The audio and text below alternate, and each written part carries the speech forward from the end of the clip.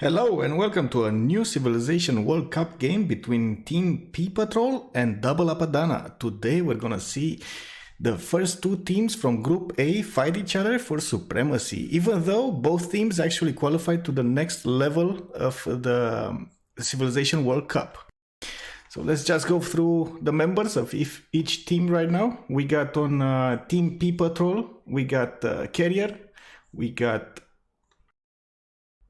Falcon, we got Jack the Ripper and Rage of Boom. And on Double Apadana, we got Sivoki, we got Middle Student, Archetype, and the last player, I honestly don't know who it is. I think it was... My friend. Hello, Skycry. You're not actually playing here. Yeah, it turned out I might help you cast here a bit. Awesome. Let me turn you up a little bit. Give me a second. Better now? There we go. I think it's better now. Okay, great. Good news. Well, thanks for having me. Thanks for being here. It's gonna be great to have the vision from one of the inside members. Maybe you can tell us some spicy information?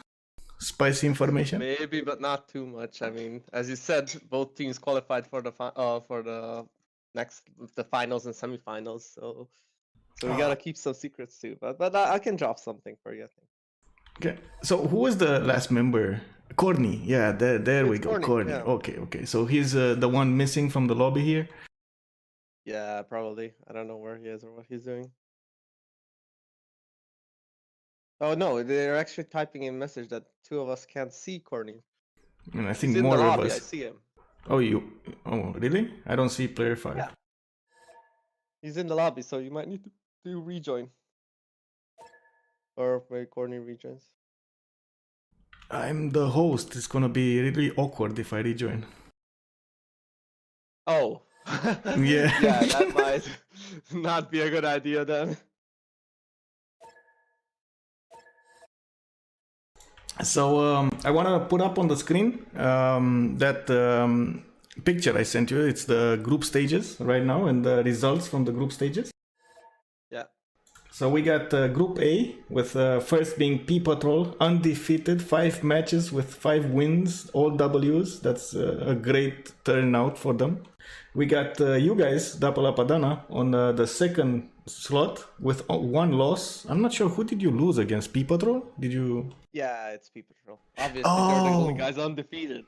Wait a second. It was that game 2 weeks ago where with the double greases in one team? Yeah, it was the fucking Cancer double grease. Oh, okay. I mean, it was a fun game, honestly. Seeing Carrier lose to one single Legion with a general, I mean, that was priceless right there. Yeah.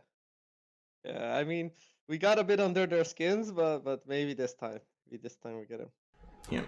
And then we got Robin Dubois. I understand they're not going to go through the next stage. And Duck Squad, which have all L's on all games. So, yeah. But the funny thing is that they still put up a very, very good fight, and it wasn't like just a 20-minute game or anything with them. It's like it was just like a little margin that we actually won by. But yeah, they were good games, and these are the last games of the quarterfinals. I mean, P Patrol is just the dream team. It's like all AAA players in one group. It's as we usually call them, all team captain level players in just one big group, and they're friends for a long time, so they got really good synergy going for them, and they have a very big game knowledge. And I think with Jack being in the game and being continents and island, given this is like probably his dream map, they are probably the favorite in this matchup. He does like those naval civilizations and playing on the sea, I guess. At the same time, he does like Aztec as well, so I'm not sure if I would put him at a favorite. But you guys have Middle Student. Middle Student has been a great asset, I think. Even though sometimes he pulls off some weird strategies, at the end, I've seen most of the teamers win or lose because of him, I guess. Yeah, yeah. I'm not saying we don't have a good team. We have a pretty solid team ourselves too. I am definitely hoping for a good fight here, and it's not gonna be a 50 turn rollover. I think we also got Corny on the water, who is perfectly capable of contesting anybody on the enemy team for naval control. So we got some big names too, Archetype and old soldier with years of experience racked up under his belt, and we got Savoki too, who also never gives up. So the our team also is looking pretty fine here. So it's gonna be an interesting game. It's gonna be I fun. I really expected to, for sure, especially in this Group A stage. Let's talk about a bit about Group B. I guess you didn't really actually play against them, but I'm pretty sure you saw some of the casts about them. What do you think about this team they put up from the Russians with the Georgians next Vigram? Well, I only mostly know. Well, I played some of them, but I know Destroyer a lot because I coached him a lot back in the days. And they're a really try hard team, and they're really trying to win. And that mentality really shows off that they're trying their best just to win, and they are winning their games, and they qualified. So I think that's a really good show of how much in Civ it matters that you just don't give up when stuff gets hard and you just keep on trying, because they were going up against one of the biggest names with Tordred and Esdet and these guys, and still they managed to pull out W's, which is huge Yeah, I think so and too. amazing, honestly. They did really well, especially Sandro Games. I think was a So new yeah, I name am in our very tournament. surprised at their performance. I was honestly shocked. I didn't think they're gonna do this well, but I'm really happy about it. Yeah, especially against great teams you got in that group. You got Ulysses, that's the first two finalists from the CFR tournament, and then another two great players there, Abel and Deluxe. And then you got the Philly boys with Tordred in that team, and Red Phoenix, and And as other, that and Esdeath. I mean, there are, well, honestly, Esdeath is not really a team player most of the time. He does No, but he's extremely still a weird in. huge name, and he has still a huge amount of knowledge, and he's a terrifying war player. Like you never want to face Esdeath on just like for fun. It's stressful to face him and fight him. Yeah, But yeah, I tend to agree with that statement. It is terrifying to face him in a 1v1 battle, but in a teamers, and you it's also not have always Apriolo 1v1, and right? Almag who are like super experienced teamers veterans who've been playing teamers since day one, and so it's not like it's just some few names. That team was built to win. That team was handpicked, selected elite soldiers just to win, and somehow I don't know why, but it's not working out for them. Man, from what I see right now, they are at a break because we got Ulysses with three losses. They have three losses, and each of them have two wins as well. So I'm not sure exactly how this will go, but I heard something about making a break game. I mean, Tiebreaker? tiebreaker. Yes. So I guess we're gonna see another game between Ulysses and the Philly boys before we actually get to the next stage of this Civilization World Cup. Oh wow, that would be great. That would I be think so too. really A fair way to direct decide it. matchup. Well, yeah. How are we looking here in the Big Sam bands? Oh, they started Well, banning already. they did started banning and they actually started picking as well. So we got the three bands from Double Apadana would be Maori, Rome, and Victoria. And from the other side, from P Patrol, we got Scotland, Catherine, that's France, and Mapuche. So right off the bat, we got one of the naval civs open for taking, and it looks like P Patrol picked first Dido, which I think in a continents and islands map is one of the best civs to have, especially when you don't have a Victoria to go against. Yeah, I mean, they probably knew it because at bands when you're first to pick, you obviously leave in Maori and Scotland because those civs are just super strong. And as soon as the team that's first to pick bans Scotland, they are telling you that they have something in mind that they want to pick up, so you don't pick up Scotland after that. So they could have figured out that they're gonna want something much more special than Scotland. And it turns out they last banned Victoria to secure double Greases. That was the double Apadana's plan, which they did pick up double Greece, though P Patrol did have a response to it, which is the Japan Egypt, which are both really strong culture picks. Do you And think I'm this not will be a revenge double I grease mean, time? I'm sure they're gonna try to give them their own medicine. I honestly don't like the decision. I think they are still emotionally invested in the last lose they had, and they're now like trying to get some revenge and just show them their own medicine, leaving in double grease. But I think P Patrol here is perfectly prepared with Japan and Egypt. Okay, that's a very big wild card, that Mali on continent and islands. So it looks like the bands would be the double greases, of course. Corny picked them both. And then we got Rage from P Patrol going for Japan and Egypt. And the last two picks from Double Apadana would be Mali and Scythia. So we got two extremely culture prone civs. You got one gold civ that is Mali, and that can go into religion as well. And then you got a war civ that's Scythia.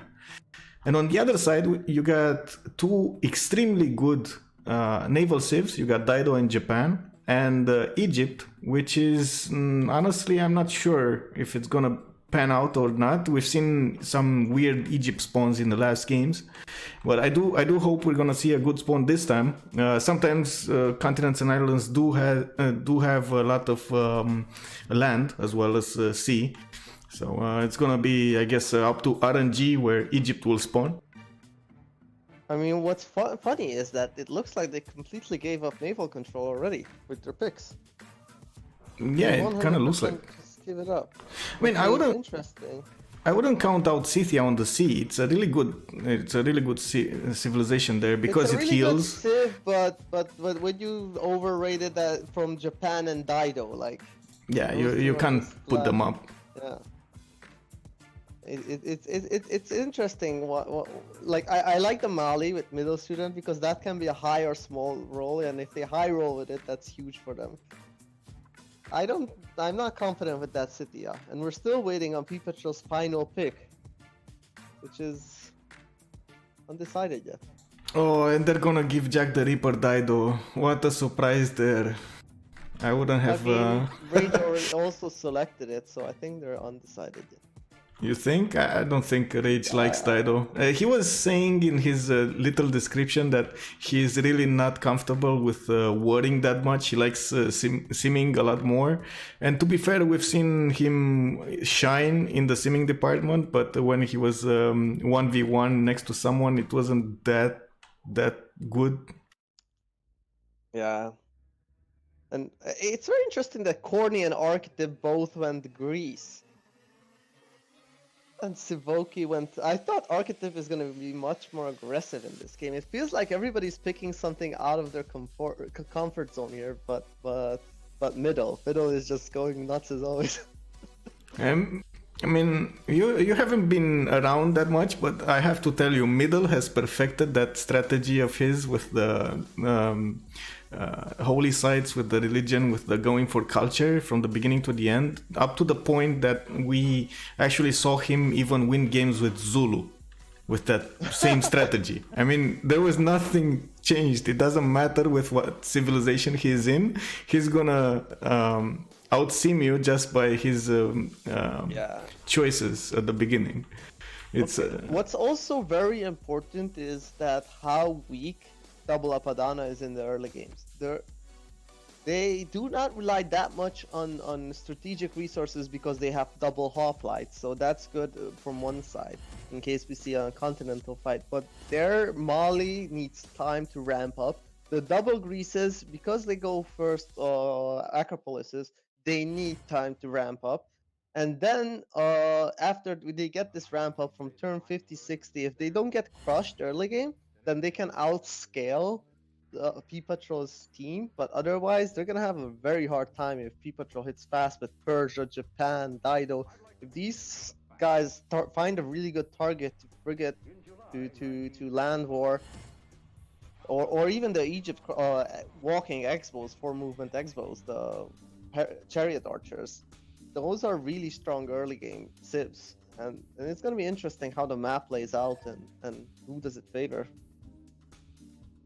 Yeah, I really want to see the map now and know a little bit more about their spawns. We're gonna have that little break at turn 8 to give them the chance to remap or not, to use their remap tokens.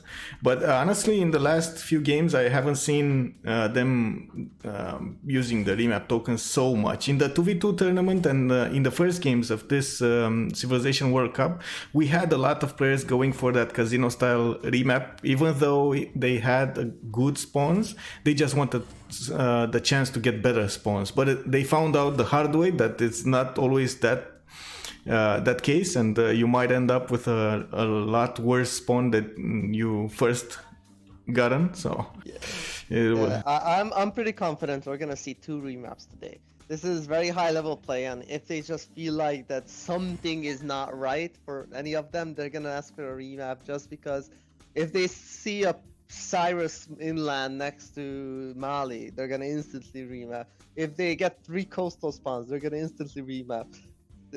I feel like there's gonna be a lot of remaps today. So you think we're gonna see at least 3 maps? That's gonna be awful. Yeah, I think we're gonna see 3 maps, because they both have 1/1 remap token. I think we're gonna, well, for 2 for sure. I'm 100% confident in 2 maps. But my money would be on 3 remaps. I mean 3 maps. 2 remaps, 3 maps.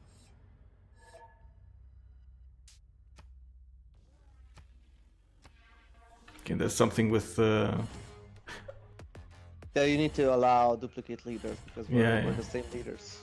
Okay, I did it. Yeah, Not sure why it was different. I allowed the duplicate civilizations so they could pick both Pericles and Gorgo, but I'm not sure about the leaders. They don't have the 2 leaders in the same game. Yeah. I mean, Spectator is now a leader. Thank you, Dead Wax, and welcome.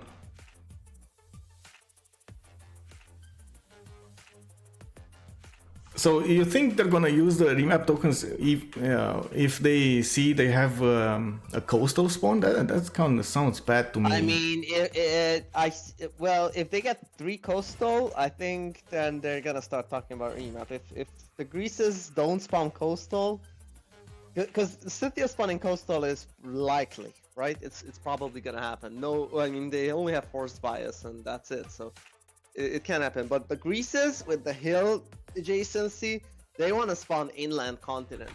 Like, if they manage to do that, that's huge. But if they don't, they're gonna be in trouble. So Wax818, thank you very much for the sub, and I would like to present you Skycry. He has been one of the players we won the CCCs with back in the time of Scrap, when we put that clan together. He has been playing a lot of Civilization like a year ago and took some time off, and now he's making a comeback. So he's in Team Double Apadana. He played a few games, and right now I have the pleasure of having him here in the studio to comment on and cast this game for you. Oh, yeah, and thanks for having me once again. It's an honor. My pleasure, man. I really do hope this whole thing with the tournaments will go sky high. I really feel this type of game is missing from the whole esports scene, and the whole energy that's being put into the tournaments right now in the past 3 or 4 months is amazing. I mean, this is gonna be probably one of our longest games. I don't think there will be a CC here till turn 100. I don't think they will give up like ever. Oh wow, Both teams are really try hard. Have you had the chance to go into the 393 version with the new culture victory stuff? Have you tried it to win or to defend against culture victory right now? The 393 is the with the monumentality nerf, or which one is that? Yeah, it's the monumentality nerf, and of course the split of Pingala with the 100% tourism on Moksha now instead of Pingala. So you kind of have to decide which way you're gonna So go. the thing is, what it did is all it did is it punished a bit the early culture wins. So it's much harder to get a culture win by turn 50 or turn 60. But it's the same for an endgame culture win, because endgame culture win ramps up when you get the 100% cards and everything. But now we see the spawns, so probably we should start talking about the spawns, right? Yes, you're totally correct. And we got Egypt with a lot of floodplains, but he's a coastal. Coastal Egypt. Yes, and he has Persia to his south, but I guess they're friendlies, so it won't be on. He won't have that much of a problem, and it looks like on the other side he's safe, but I don't think he knows that. I mean, he's not privy to our information, so yeah. I do like his spawns though. So much land though for. I mean, if you check it, the other side is completely empty for Persia. There's not a single soul there. To the south, yes, east of Persia, it's. I mean, under Fez, it's like nothing there. Like that, all that land can be Persia's. That's huge for Persia. Gets an entire continent to settle for free. And he has like 2 one-tile chokes to actually go through that. It's gonna be an interesting way to go, honestly. Also, it's gonna be very hard. important, what I usually always check on for first is you gotta check the mountain ranges, right? Yeah. So we got this big left side continent, and it has a huge mountain range with lots of +6 and +5 and +4 campuses, right? So Egypt, Persia are able to settle these campuses on one team, and then Corny and Greece can settle these campuses on the other team. While the other continent has absolutely no mountains at all. So that continent is much less superior. And we got 2 players, Archetype and Svoki from Double Apadana on this side, and then Japan with them. But Japan is coastal, which is, if they could manage to hit Japan from land with Archetype and then from water with Svoki, then they can take out Japan and heavily increase their chances of culture victory. But otherwise, Science Victory definitely goes in favor of DMP Patrol. And looking at the spawns, honestly, everybody has amazing spawns. I mean, Japan with the double spices, everybody has 2-3 deers, 1-4 deers, hill settles. Okay, maybe Greece Archetype is not looking the happiest, but honestly, I might be wrong. There might not be a remap here. I'm not sure. Yeah, I'm not sure either. At the same time, I do see Sivoki spawning on the right side to the south there of Japan and Greece, and his coastal Scythia, okay, with fresh water and of course a lot of horses near him because Scythia. But at the same time, he doesn't have a quick civilization to kill, and I'm pretty sure they wanted to go Scythia for guaranteeing one of those kills, right? I'm not sure. I mean, yeah, Scythia's biggest power is the early war, but the boats was also one of the reasons, and that's a good thing that they can do boats. My question is, where the hell is Middle Student? And Jack the Ripper. Yeah, me too. Where is Jack he? is down there in Dido in the middle. He's in the middle in that little island, on the green island under the South America, right there. Oh, I see him. So he moved. Okay, he moved on the copper tile. Middle Student. So Middle Student is Mali. So we gotta look for desert. Where is he? Yeah, I've been looking around and around. It's really hard to find him. I found him. He's right under Scythia. Oh my god. That's horrible for Middle. That's absolutely horrible. Okay. Oh no. I mean, if they don't remap this, then I don't know what they will. This is absolutely a remap. This kind of looks like a remap for them. And I'm pretty sure they want to throw the dice here, Team Double Apadana. P-Patrol doesn't have a reason to remap, but Double Apadana has certainly a reason to remap. Yeah.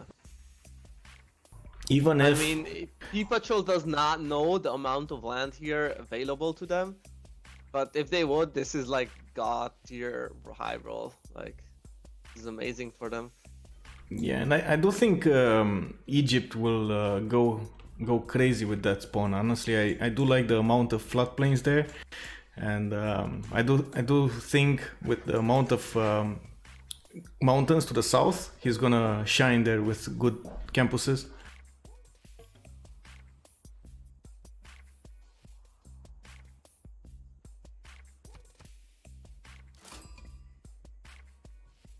Okay, so yeah, we got settles up. So turn 2. What do you think about the new Battle Balance Starts mod? You've seen, of course, and you've been when we started to develop the first Battle Balance Starts, with Wazabaza taking the lead on that and improving the overall production of a spawn. But right now, what do you feel about this mod that actually makes an average of food and production for all civilizations? And Yeah, I think it's amazing, honestly. Spawns are much stronger, but which I don't think is a good thing because it accelerates the game a lot. But well, it can be a good thing and bad thing, so it's a double-edged sword. But the spawns are much more balanced, so it's not like one of you get completely fucked on a spawn and then the other guy is just amazing land everywhere. I think the spawns are on average are much better, and I would prefer to play with this mod than with the previous versions. Either one, with the one that Code did or the one that Waza did. I think this one is like the best of all.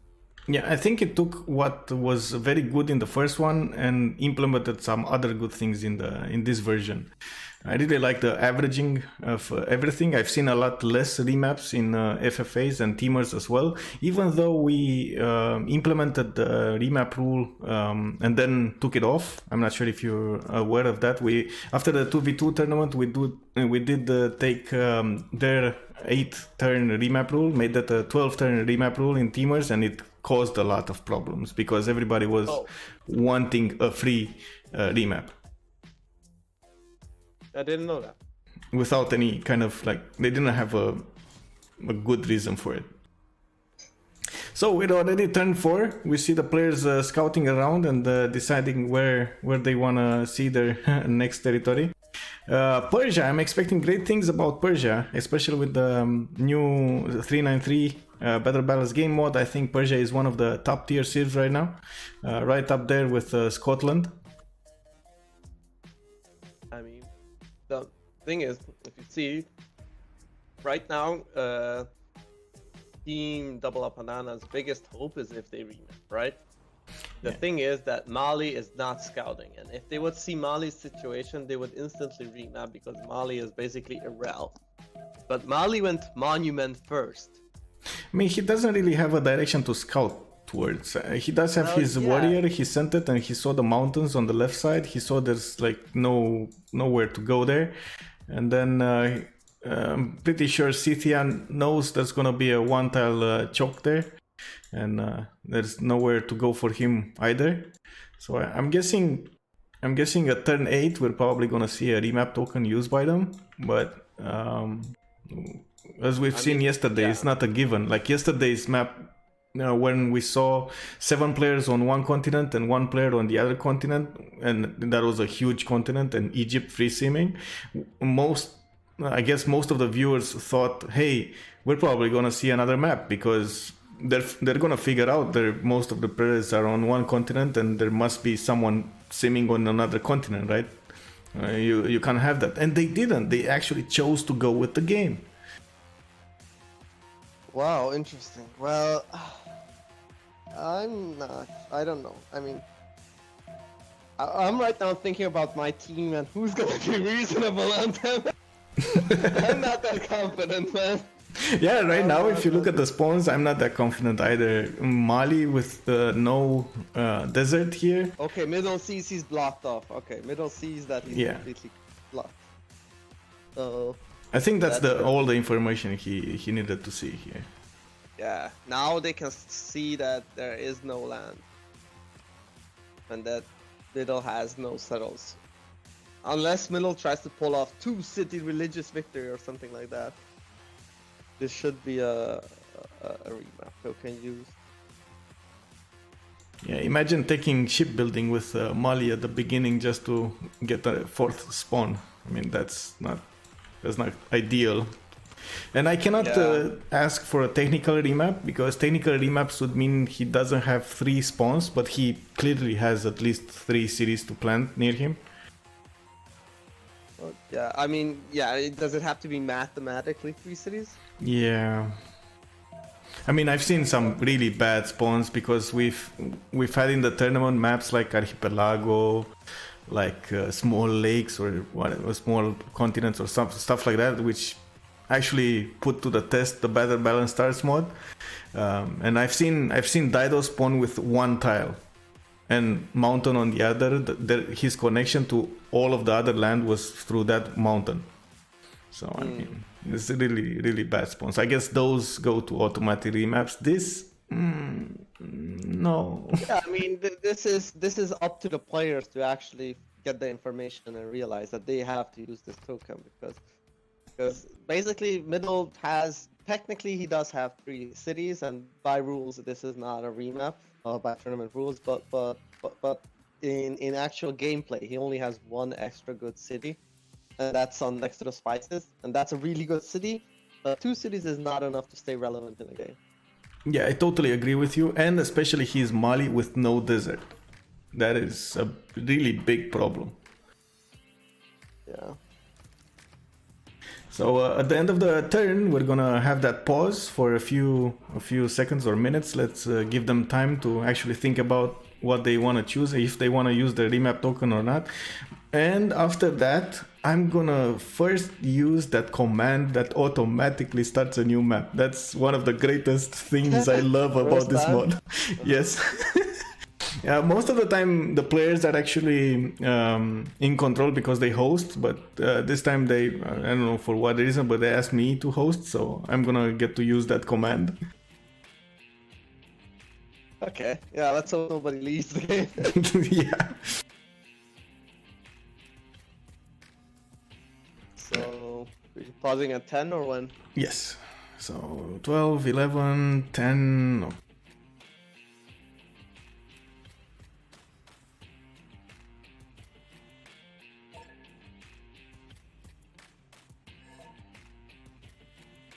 Okay, so we got, no surprise there, Team and Apadana wants a remap.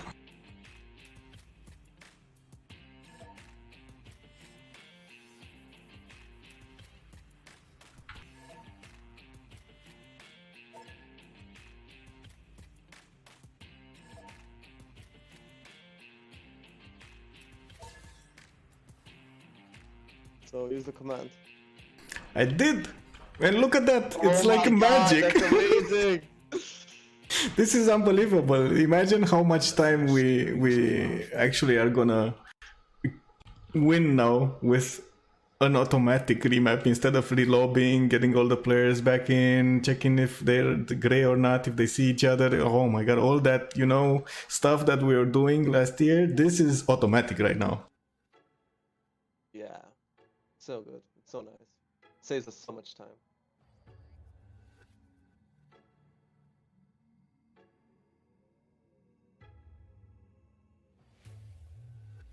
Oh, what happened here? Okay, there we go.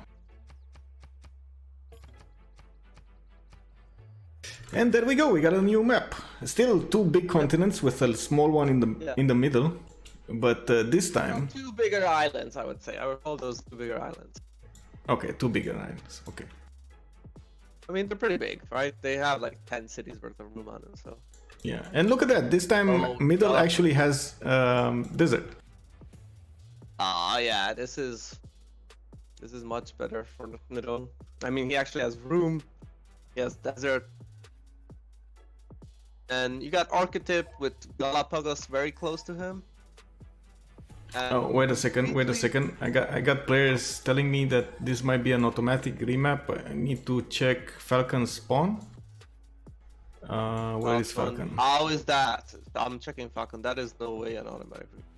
Falcon has at least 10 cities worth of room. He's saying something about his warrior got bumped into the settler. I'm not sure if that's an automatic remap, but it doesn't look like a one. His His warrior has 2 movement on my screen. Click on it.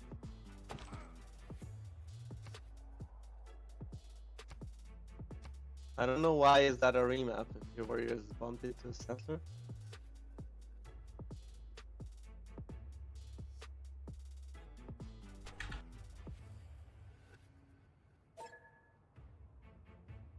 I don't see why it's an automatic remap. Maybe they see a different map. I'm not sure, but I don't think so. I think we all see the same map.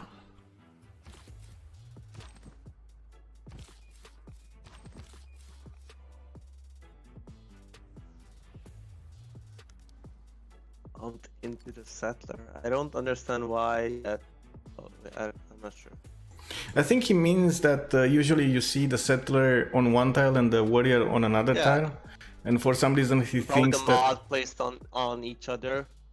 Yeah, I don't think we should count that. I mean, I don't see how that should matter because it's not a technical. That count that as?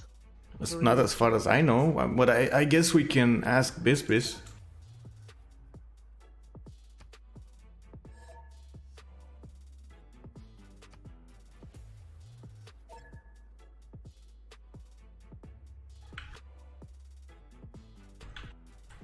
Yeah, probably might need a referee.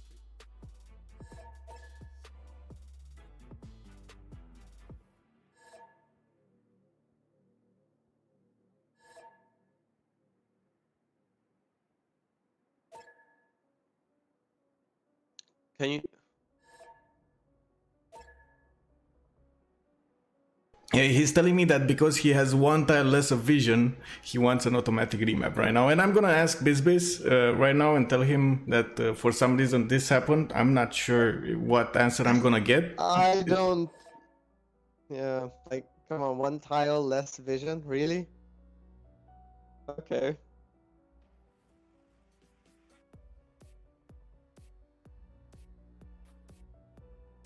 Yes. Intel disadvantage. Come on, that's you know when you also have Intel disadvantage? If you spawn with hills around you, you also don't see shit. Or if you have a mountain next to you, you also don't see shit.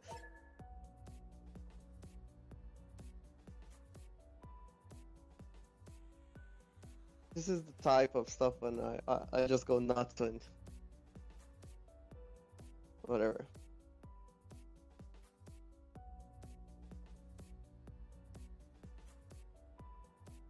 So do we got Bisbis available? I don't know.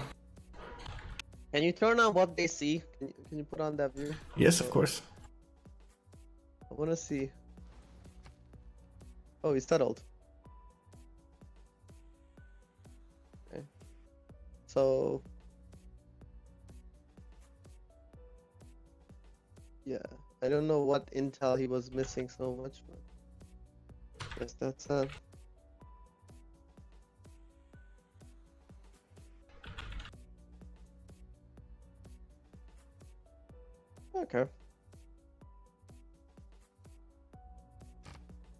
So I told him to watch the stream and see exactly what happened here. To me, after he settled, I think he has the same amount of image. I mean, the same amount of land. So the thing is, what his issue was is that, you know, his warrior was let me use the pin, was right on the city and not where it stands now. So he couldn't move 1 extra tile to scout. So he basically lost the turn of scouting on warrior. And you think that would have affected his decision to settle? No, there is nowhere else to settle. Like it's not like he can settle anywhere else. I mean, I guess he could have settled to the southeast near the that amber, I guess. But that would have been a turn 3. That side. No, yeah, you don't move turn 3 for an amber. Like. Yeah, I don't think so either. Yeah, I understand why he tried it though, because he has no woods at all, and so he's only gonna be working 2 ones, which is a very big punishment, and that's really gonna be harsh on him. And the good cure for that would be builder first, but he's going scout first. It's gonna be hard. But anyway, right now on this continent, you can see a city and Corny Rome.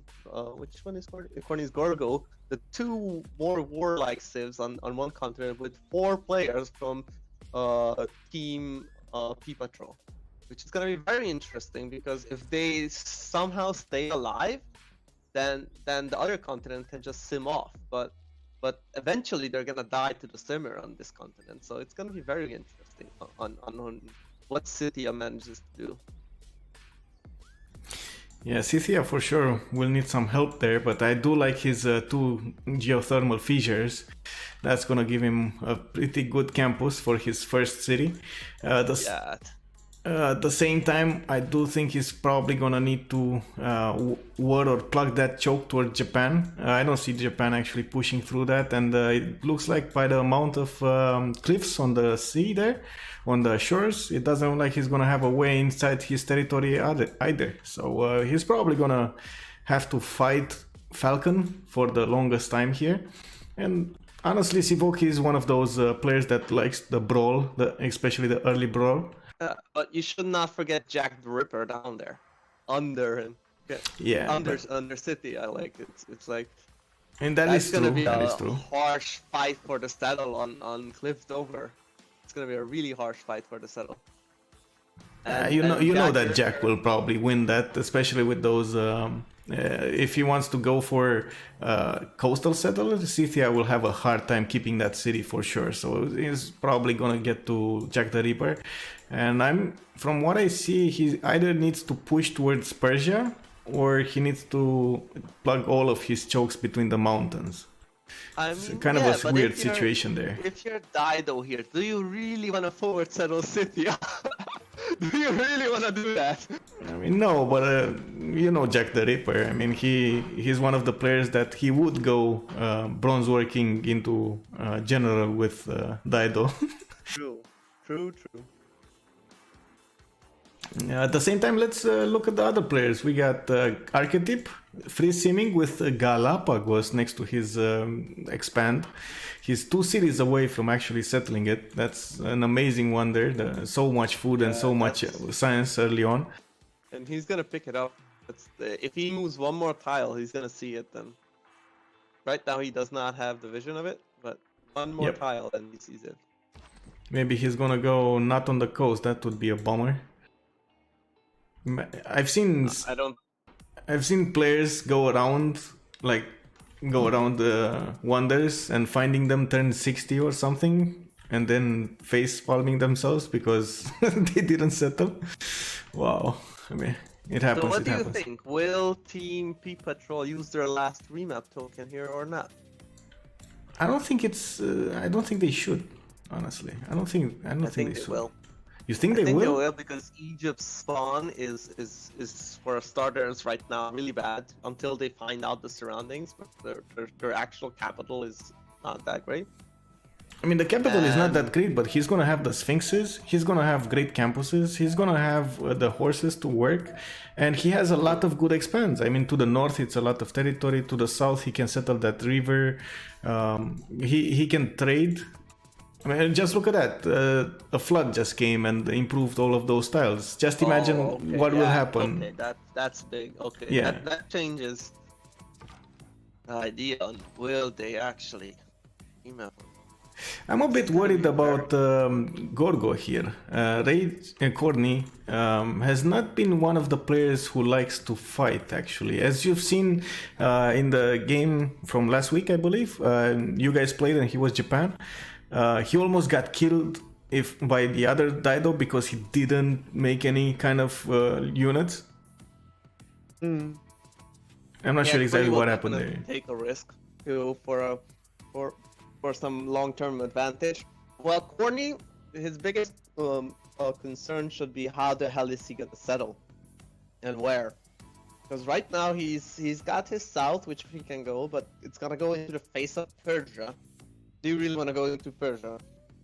And then if you go north, you can see Egypt, and it's one tile choke, so it's gonna take you forever to send units over there to help you defend. And we all know hoplites are not good against ranged units. That's like his That's his I mean, enemy hoplites are right not good there. against either Persian unit, so Yeah, this is not a really good matchup, is it?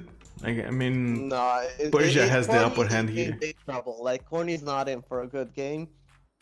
Scythia can have a good game depending on how he plays his early game, and Japan is just gonna do the naval control. Now the big question is, what the hell is middle student gonna do with his non-fresh water? Oh no, he did it setup? again. He did it. Why? I mean, why? It was he could have just moved on that one tile, the sheep there, and had his religious settlements anyway. He had great production from the tiles around him, the 1-3 especially. He did it again. Middle Okay, did so- middle. So they want a remap. Jack the Ripper told me they want a remap. Okay.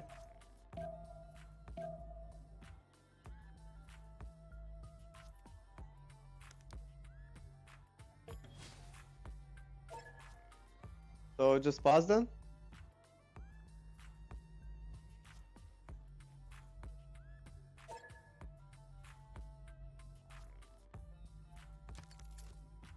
Are you gonna ask? Are they asking to use the remap token? Yeah, What? that's kind of okay. So they actually want to wait for those 2 turns. Bispis is there, and they're probably explaining the situation to them. So to him, I mean. So we're gonna see if they get an automatic remap or like a technical remap or not. I honestly don't think this is a reason. It kind of feels. Yeah, it would be like. Then you have to explain the other team why the hell they're getting it, and then when they understand that he's getting one because his warrior and settler spawned on the same thing, that's just like tilting. Yeah, it is. I'm not sure it's fair, but we're gonna see exactly what the organizers will decide. We got 2 more turns. It's turn 6. This is the 3 seconds to turn 7. And I guess we're gonna find out from Bisbis if they're gonna go for a remap or not. In the meantime, Japan also has a lot of good land to settle to his north and east. I really like his mountain range over there. And even though Japan is not like the Japan we knew 1 year ago, with all the nerfs, especially to the commercials, it's still an extremely good civilization, very adaptable, but it's not always a pleasure to play it. Yeah. By the way, Panos, Falcon, wait, yeah, that's Carrier. Carrier just missed Courtney completely, his scout. They didn't move, he didn't move the warrior towards him, but backwards. They missed each other. Next turn, they might see each other, but if Carrier moves his warrior faster than Courtney moves his scout, then they might miss each other completely. I think they're gonna fight for that hut. So it looks like it's actually, a remap, no, but no, they can't because Courtney's just gonna pick it up. Next turn, he has movement there and he sees the hut, right? Wait, this is turn 7. Oh, they remap. Oh, he said he's.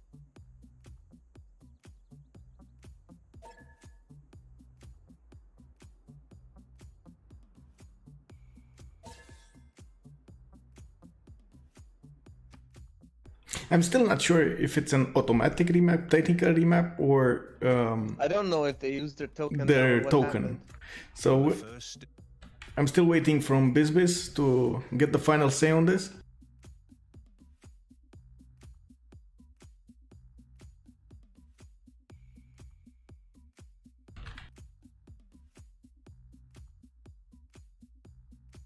Okay, so it was their token. That was an automatic remap.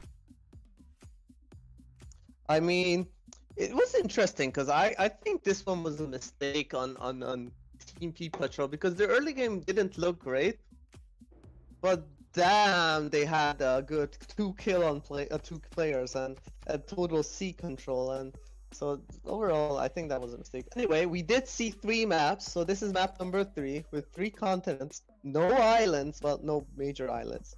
Well, you were right at the beginning when you said we're gonna see 3 maps. Look at that. Both teams actually use their remap tokens, and this is continents and islands. Imagine if we had archipelagos. This map. Whoa. I mean, yeah. Okay. Anyway, let's see the new map. Let's their spawns and quickly hover over them so they don't have any kind of problems. Ooh, Torres is in the game, by the way. Oh. And look at Mali's spawn, so much desert right now. I really like it, with a lot of heals, by the way. And is he gonna settle fresh water? Or S- is he gonna settle in place? I don't know. It's middle. You never know, man. This is the bet, guys in chat. Please vote. What's it gonna be, fresh water or non-fresh?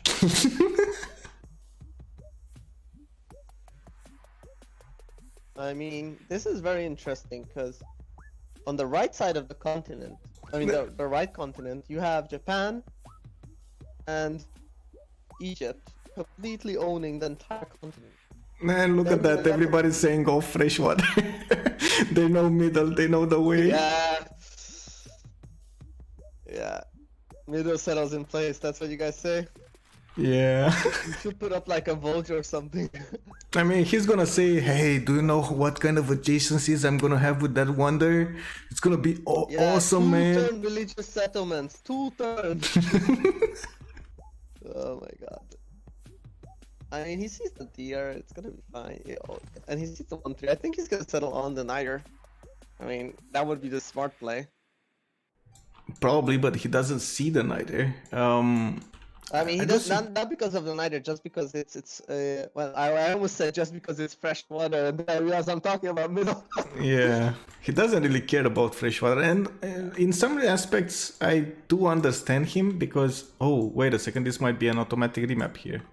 Did you see Dido spawn? I mean, he does have 3 cities, but that's, I mean, well, that's a problem. Technically, wait, okay, yeah. So technical. Is it technically 3 cities or literally 3 cities? Because the middle had the same issues with technical and literal. Because technically he can place 4 cities there. They're all shit. I mean, one is not shit. Also, it's 3 cities. If you cannot settle 3 cities, it's an automatic remap. Right now he can settle 4 cities, but 2 of them are a joke. Yeah, that's and he's probably gonna get shipbuilding because has the same situation. Because he could settle uranium, settle above his warrior, right, and then settle the hut. He could do all 4 settles. Yeah, from what I can see, he for sure can place 2 settles other than his capital there. He does have a good amount of coastal resources, and he's probably gonna get to shipbuilding fast because he's gonna get all the boosts for that. Yeah, and he's also going shipbuilding first. But then again, I don't know the rules. Well, I mean, yeah. So in literal understanding of the rules, it's not a remap, but in common sense understanding, it's a remap. But so again, was middle spawn? I don't know.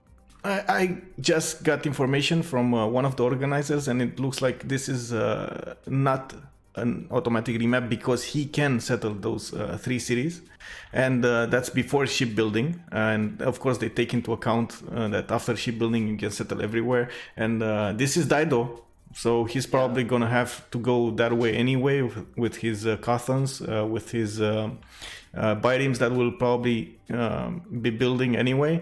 The problem is he has Scythia right next to him, and I don't think he can actually settle anywhere on that side. He has amazing settles north of, so it's not going to be an issue because he can reach all those islands, and those islands are really good. If you check them, one of them turtles, reefs everywhere. So once he gets to shipbuilding, it's going to be really good. But him not getting tilted at this spawn, because I think he's going to do 2 cities and rush shipbuilding, right?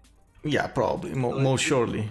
But at least he's gonna get to sim. I mean, Scythia will not be able to touch him through that 1-tile choke. He's not gonna get shipbuilding technology or caravels to actually go and D-Day him. That's not gonna happen. So he's probably left alone here to sim all by himself and settle all these islands. So I'm not sure if I would be really mad about Jack, but Jack... You know Jack, he likes the early aggression, he likes the brawls, he likes the action. And this is one of their players actually taken out of their game because of that. Yeah. Looks like the carrier here is fired up. Yeah. Oh, look at that! Archetype is actually moving away from the coast to the north with Greece. I think he spawned on that 1-2 tile next to the mountains with the bananas, and I think he doesn't wanna, you know, handle doing? Dido. I What mean, is this guy doing? wouldn't you move away if you're Greece No and way. you have like tile, Japan? I can defend one tile, bananas, everything. I mean, yeah, but what do you do later on when he has like caravels and you have like catapults and stuff? I've seen Rome yesterday getting wiped off the map by just catapults and 2 frigates. Sorry, caravels and 2 frigates. I mean, it's not fun. It's not fun. I don't know, man. Where is he going then? Oh, look at that. The chat is right. Look at middle. He actually settled in place. Jesus Christ! Oh my god, look at this. Unbelievable. Middle did it again. Okay, chat, you guys won. I don't know what's the prize, but you guys. Wait! Archetype did it too! What the Oh, fuck? really? Wait, he settled on. Oh my god. What is this? The team! This is worse than Corona! They got infected! This is middle spreading. Jesus Christ! Are they gonna buy him those bananas to actually go to pop 3? Because I mean, he's not gonna go to pop 4 anytime soon. Ugh. Jesus Christ, what is this? At least we can look on the bright side. He has an amenity underneath that, so at least that. No. That city is doomed to be shit. Like, Yeah, I mean, it's gonna die to battleships, but battleships is a long way. This should be the 2 best teams in the qualifiers. Yeah. One of them is unbeaten and the other one has 1 loss. We see double non-freshwater settles. He can aqueduct it later with that mountain near him. He does have the possibility of making some pastures here and there. He does have those 2 horses. He can make 2 plantations. That gives him housing as well. If I know, let me actually check. Does a plantation give you housing or not? Yes, it does. It gives 2 plantations. Does give you 1 housing. Yeah, so there we go. It's just gonna be a problem actually, you know, rushing irrigation.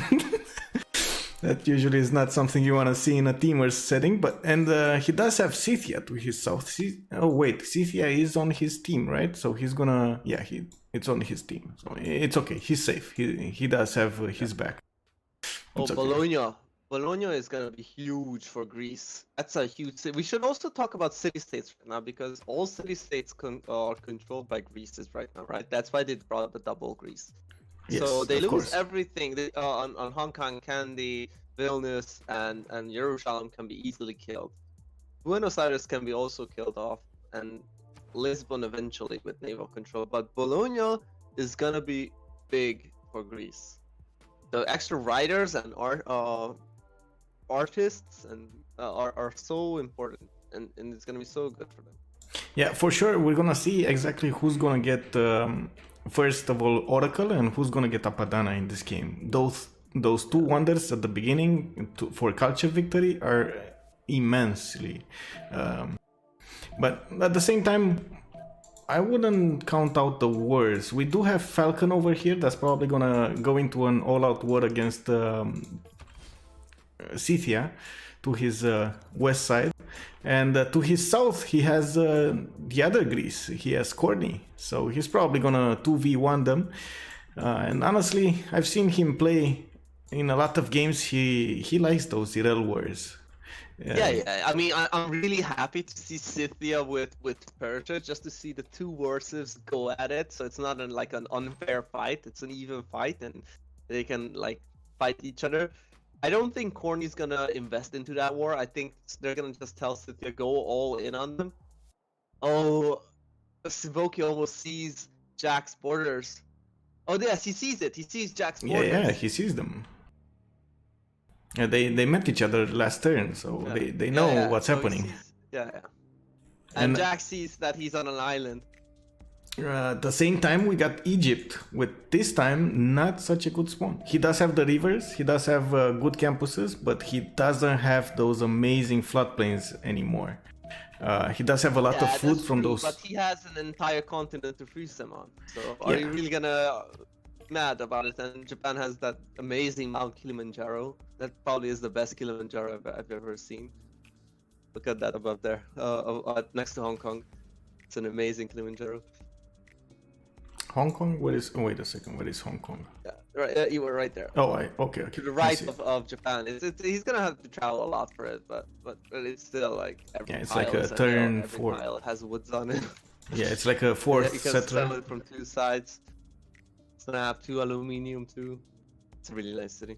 But yeah, they have Egypt just plant all these cities and campus it all up. It's gonna be amazing. They can also trade with each other. That's another good thing between Japan and Egypt. Yeah. You don't really want these two civilizations that are great simmers, each of them in their own right, being spawning with no kind of adversary next to them. So it's gonna be interesting. It looks like, honestly, at this point, if Middle doesn't pull off something extraordinary there with his spawn, it looks like this game is tilted towards Rage and Egypt right here. With Japan and Yeah, Egypt. I would agree. The amazing mountain range, if you see it, it's on the right side continent, and that definitely favors Team P Patrol right now. Even though Jack is basically a rel and Falcon is gonna die, but Jack's gonna fight out himself, so he's gonna become relevant eventually, and he's gonna make money, and Japan with Egypt can totally just carry their asses out of this position right now because. And look at that. His second city of Mali is already placed, but this time it's on a freshwater settle. You gotta give him that. Yeah, it's on freshwater. Yeah. Yeah. But he did freshwater, guys. Right now, maybe he has like this thing that every game needs 2 non-freshwater settles, and since Archetype already did his non-freshwater settle, maybe now. I have to say, I would put my money right now on Middle Student getting the culture victory, honestly, because I told you, he really has those, build orders down to a T. Maybe he needs to adapt them to the new mod, but back in like 3.8.1 versions, he would have gotten that culture victory with any kind of civilization. It didn't matter what situation he was in, what kind of land he had. Only 3 cities. That's all he needed. So with this amount of land, and it looks like no kind of adversary next to him that can actually put pressure, especially him being so vulnerable at the beginning of the game with Mali, which we know actually needs quite a bit of time to catch up to the other civilizations, but when it does, it is much more powerful than Japan or Egypt. Yeah, that's true. I agree. Well, the big question will be, I think, is Japan gonna realize that he has to defend culture vector and just go massively on theaters, because there is no sea or naval threat from Team Double Apadana. Nobody is threatening naval. So if Japan realizes this and just goes his usual settles, not with full harbor, and just goes theater scraps and just defends it in theaters, then this is a different game, very different game than if Japan goes naval power. Yeah, I must say, defending culture victory became much more easier than it was, especially because of the monumentality nerf. We don't see the players actually investing that much into holy sites as we used to. But again, this is Middle Student, so I'm actually really anxious because last game I saw him in a warrior setting. We saw him when I was spectating, and I think you were in the game with Scotland. Yeah. I saw him how he defended against that India with Chandragupta. I believe he was neighboring, or was it? No, it was. Chandragupta. Yeah. Chandragupta, okay. And he was with Tamar, Georgia. And he pulled off a great game. All 6 cities, non-freshwater. He had enough science and culture to beat Chandragupta easily. And in the end, actually managed to kill him, like take him over completely before the CC was over. So it was an extremely good performance there by Middle Student. At the same time, I want to see him simming his old usual way, so our viewers actually gets the inside information on what Middle Student can do when he's alone. I don't want to jinx him because you know that happens. But oh, Desert Storm for middle. That's nice. Free production for middle. yeah, that's Just to buff it up. Also, Corny found Torres, and he's already positioning Warrior and Settler towards it. I'm really curious of what's gonna happen here. Falcon probably bought a Warrior. I don't think he produced one since he has a Settler out, and everybody has a Settler out. Turn 10. So yeah, 3 turns Scout, 7 turns Settler. Wait, no. That makes no sense. Right? Yeah, that is. Okay. Yeah, so, will he take the risk to actually move that Settler on the marsh and shift enter on the Warrior, or what do you think? No, I think what he did, he's just gonna, yeah, he's gonna. Well, yeah, now that's a good question. He got him towards the mark. That's gonna be hard because if he blocks, he needs to get the scout there, right? And oh, okay, so he moved his okay, I understand. But Corny did move his Warrior to block his, so it's gonna take 2 more turns to actually get where he wants to. I'm guessing he wants to go on that wheat tile, but I'm not sure. I think he wants to go anywhere near Torres, honestly. He can just throw it non-fresh in the middle of Torres. Oh, wait a second, I thought we were talking about Persia. Oh, no, sorry, yeah, I was talking about right now Corny, because that's for... Well, yeah, I mean, Persia's just gonna move forward with his rear and get the scout in position and then settle on the 3-2, bro. The 3-2. Oh, next to it. You're breaking up a little bit.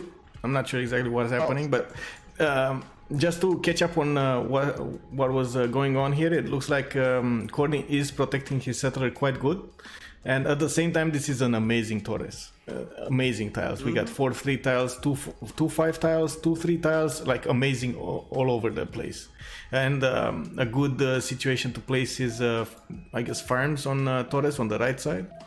At the same time, I was talking about Persia and how he's gonna place his second city. Because I think that will be important, especially since you already see Scythia moving his, trying to forward settle He Persia. doesn't get that, man. Look at that. He's blocked. Scythia's force. Yeah, they're gonna try to force him to go for a coastal city, and that's gonna be a problem for him. Actually, I think it would have been better if he went to the north, like back settle, on that 1-2 tile near the bananas. I think that would have been much better, because now he's gonna lose quite a few turns to go for another settle.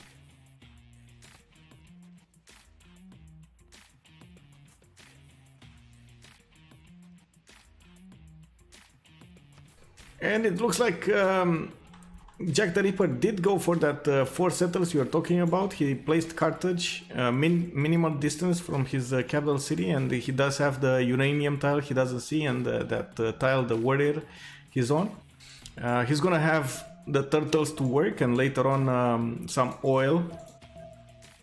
Quite a few good coastal resources here, I must say.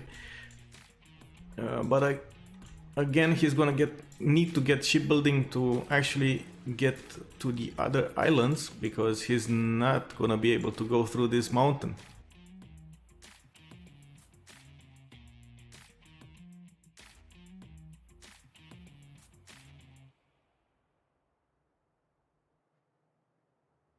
Let's see Egypt and what's happening here. He got a second settler as well, and looks like he's going for the west part of his spawn. Not exactly sure where he's going with that, but it looks, well, it's either the tobacco or going on this 1-2 tile.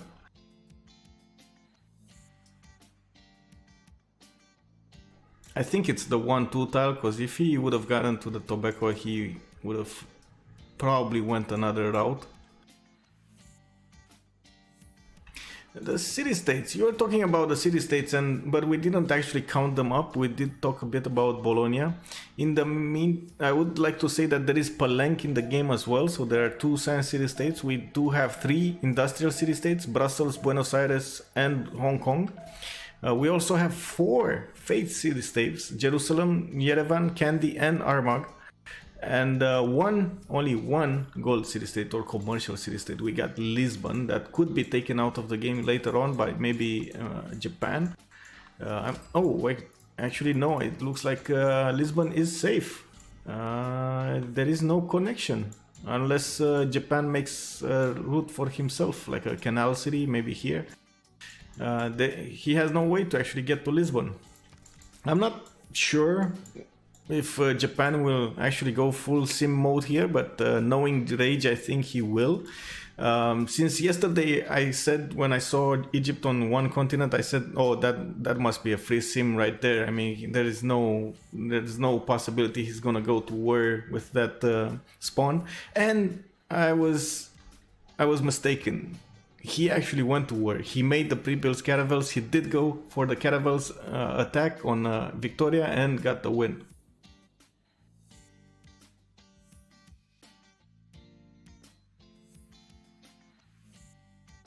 There we go. Guys, can you hear me now? Yep, it's much better.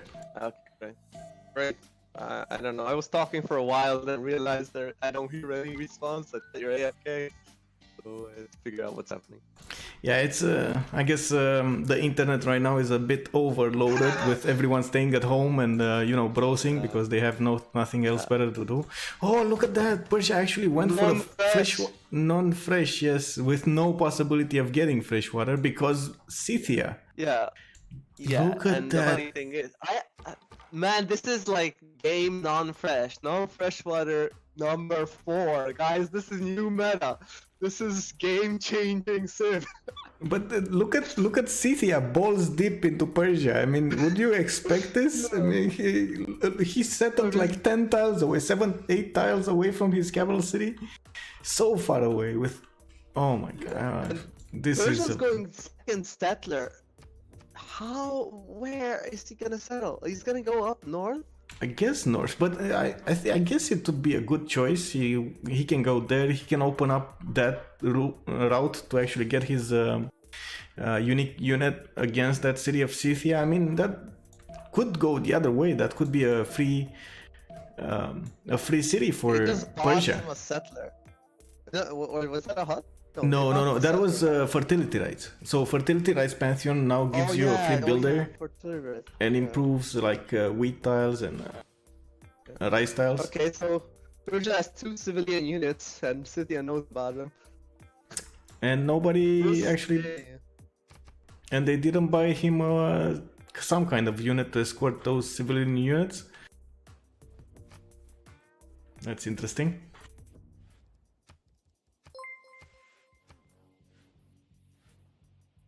Well, well, we just got Tomb Raider stream joining in. So hey guys, if you don't know, the name of the game is non-freshwater high tier play. Who gets the more cities non-fresh? Who gets the most housing out of non-freshwater cities? This is the new challenge here in the Civilization World Cup. Also, hello Tomb Raider. Thank you for all the viewers you had. I've seen you casted quite a few games earlier, and you tried out some mods. I'm not sure exactly, but I saw gold on stones. What was that up?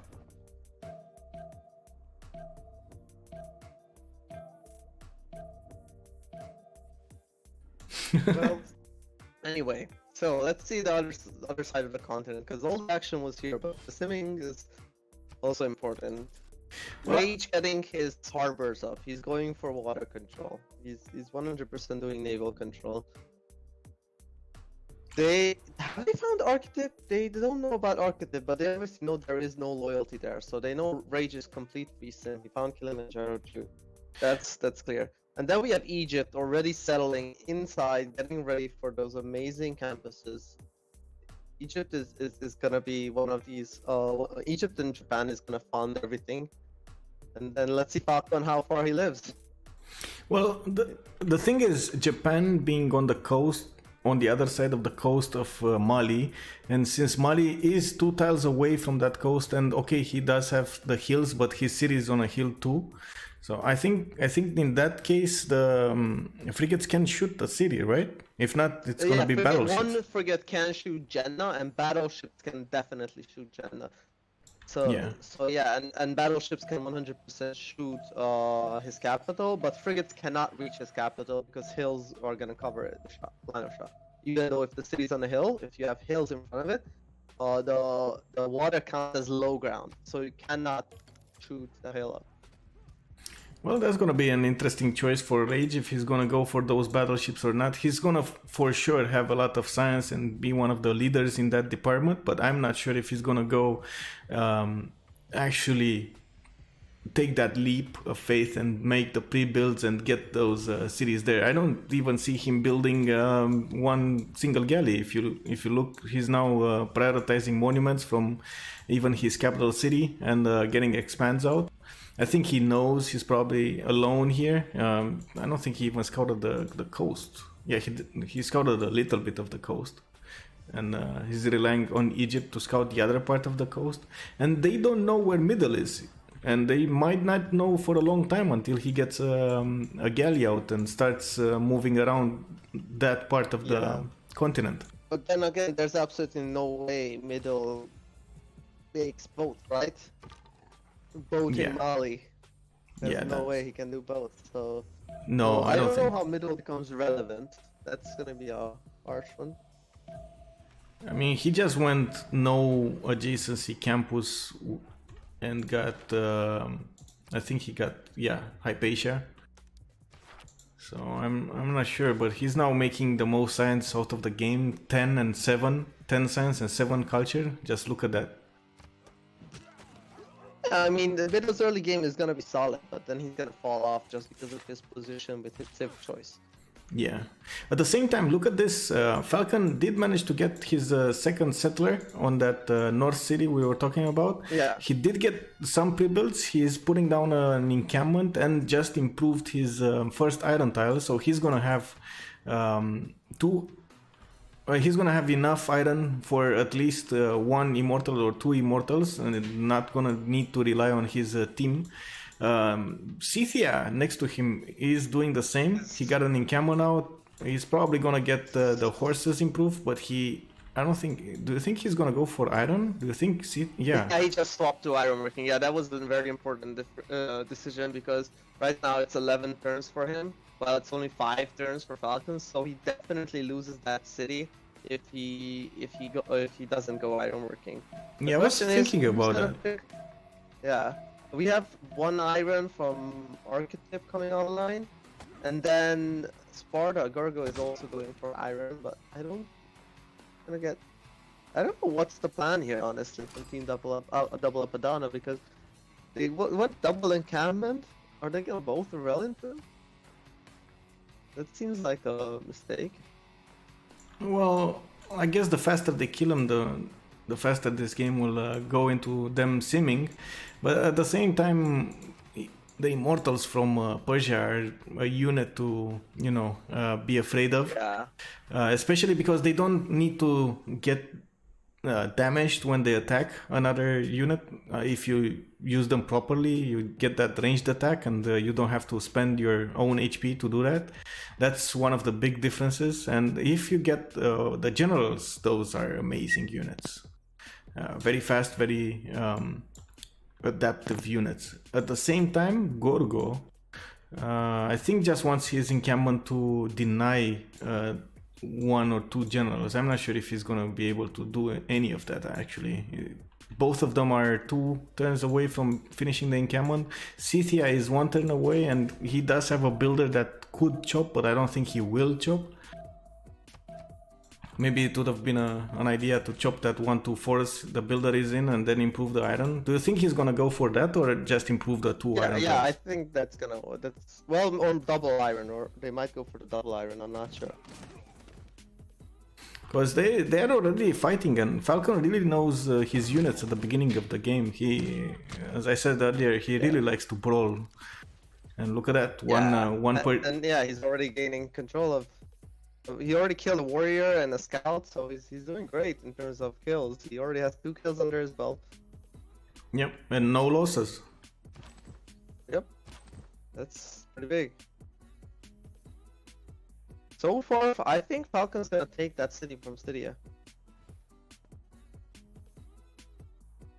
Look at him. He has promoted warriors ready. He has 5 warriors. Because Greece has 2. He actually has 6 warriors? Yeah, he has 6 warriors against 2 warriors from CWC. And one more city, and also Scythia didn't go for the third settler. He's now prioritizing that monument and the project for generals, and I think that's gonna cost him the city of Miriv. I honestly think that's a big mistake, because right now, as we can see, Persia has a lot more units, and I don't think he's gonna have any kind of problems from Corny, because Corny didn't make that many units, and as you can see, he only has 2 warriors towards him. That's not gonna be posing any kind of problems to defend Susa anytime soon. And once you're gonna have at least one single immortal, that's gonna be game over for Scythia if he doesn't have his own units, his own classical units to defend with. He's losing that city 100%. Next turn, that level 1 warrior is gonna upgrade into an immortal. He's losing that city. Yeah, that's a big problem for him. So it looks like the tactic of going balls deep into Persia didn't work out that well. No, it definitely backfired with the idea of them having iron and getting iron working done next turn, while CWC needs 2 more turns. Do they have iron? Where are they? Have how much iron? If you go to the army tab, have 2 iron available, while Falcon already has 16. Yeah, that's 3 immortals easily. Yeah.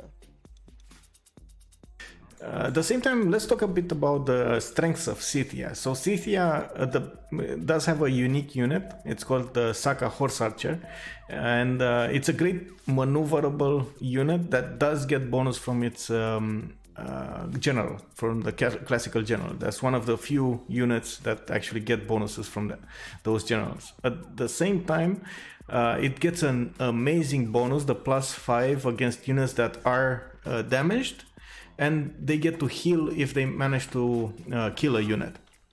They heal up to 20 HP, I believe. So overall, it's an amazing warsive. And there we go. You are calling it out, but now we see it. The immortal, that level 1 immortal, just got upgraded. Yeah, and next turn it can already shoot. But I would probably think he's gonna prioritize on killing units, because that's what you usually should do. And there's the second immortal upgraded. Yeah, they had the goal to actually give him for 2 immortals, and he's building another one from Susa. It's 2 turns away from finishing, and it doesn't look like CWC can get to Ironworking fast enough. It's 2 turns away. He does have 60 gold. That's gonna give him 1 single upgrade, but I don't think they have enough between them unless Middle pulls off. Let's see his yields. He's making 26 gold a turn, 2 turns. I mean, I guess Middle will give him the gold if if Middle will give him the gold. That's the Yeah, that's a that's another question. A very big question. Middle will give him gold. I think he will. I think he doesn't need the gold for anything else right now. But it's definitely looking rough. Yeah. At the same time, oh no, he just gave him the possibility of moving. Ooh, that's kind of bad. I mean, pulling back the warrior was definitely the right call, right? Because you didn't want to lose the warrior, and you had to be afraid of losing the warrior. So from there, it depends on when he gets the upgrade on the city. It's gonna be too late, right? Because he gets ironworking next turn. So if Falcon hits the city fast enough, then he can kill the city before the warrior upgrade happens. Well, one good thing right now, the city can still heal. And I think it will heal just enough so those warriors won't be able to actually take it over because the immortal is not able to do that melee attack. It can only do the ranged attack, and the ranged attack is not that powerful. It's only 20 strength, comparing that to the melee strength that's 35. Yeah, that's true. It's not that powerful, but the 4 attacks is gonna be probably enough, because you have to remember, as the city health drops, it also loses city strength. Okay, yes. He's attacking out now. Oh, perfect. He attacked out, and he has a warrior coming up. Wait, it's gonna become a sword. He fucked up. Oh no. What happened? He needs to upgrade. Yeah, he needs to upgrade right now, as soon as possible. Does he have the iron? Does he have the everything? No, because the sword takes up the iron, right? It eats up Yeah. 10 iron. Yeah, it did. But he did manage to kill 2 of Persia's units there. 2 of his And warriors you can got see killed. the city and heal kicking in super hard. Yeah. So he might pull this off. Interesting. Wow, that was the very interesting was the immortal pullback. I'm not sure I understand why he pulled back all the immortals. Well, he still has a little bit of time until he gets his own general, I think, Persia, and I think he wants to use that general for the extra movement as soon as it comes up. He's working a project right now. He's 2 turns away, and he does have 15 points into a general. So I really hope he's not gonna finish any techs anytime soon, because that's gonna bump his encampment training projects a little more. At the same time, is anyone making iron from their team? It doesn't look like anyone is making. Middle is making some horses, but no iron, and Scythia is left alone. He's gonna be making one in 2 turns. Yeah. Well, at least Scythia does have 2 iron. He did go for that double iron we were talking about earlier, and he did get God of Craftsman. That's gonna be an amazing buff to his capital city. If you see, he's already working 1-4-1-1 tiles. And it seems we lost Skycry there from the game. No. I don't know. Can you hear me? Yes, I can. Okay, then I don't know. It just suddenly froze and decided to go crash. Yeah, it happens. It happens. And there we go. We got Sivoki upgrading his first swordsman. That's the one in the city, and he's making another one from that same city. He's probably gonna lose this. He's gonna lose this warrior to the immortals pushing in.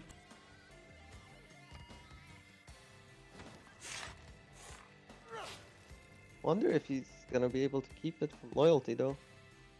Well, it looks like rebellion in 13 turns, and that's one of the things we did not talk about. We got 5 turns left until the next era, and let's see how the players are in the era score department. It looks like Egypt is 16 out of 19 points, and I'm pretty sure he's gonna get what he needs. We got 18 out of 19 on Japan, and 1 point away. I really think he's gonna get it, especially since he does have a +5 harbor coming out in 3 turns. Falcon, 24 out of 19. That immortal actually pushed him over the top, and he's gonna get the golden age. We got Jack with 26 already out of 19. Archetype, 21 out of 19. Corny, 21 out of 19. Sivoki, 23 out of 19. And last but not least, middle student with 37 out of 19 points. So everyone looks like has their chances and enough points to get to the necessary era score to unlock the golden age. Yeah, I mean the first golden age is usually easy. The second and third one is when it becomes more challenging.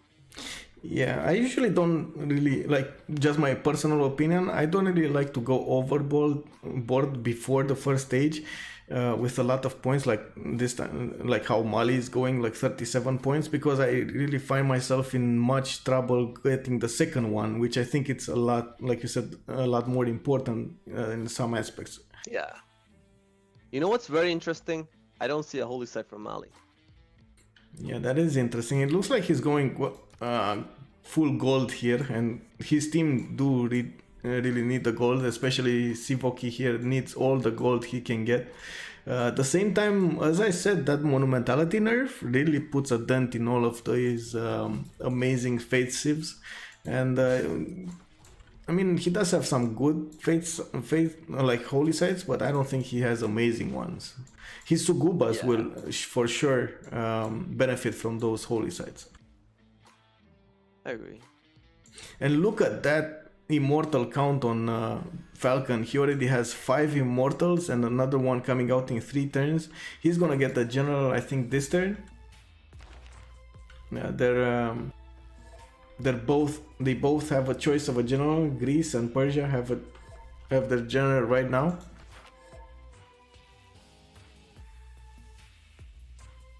What happened? General got slaughtered. Yeah, it's Greece first and then the next one from Falcon.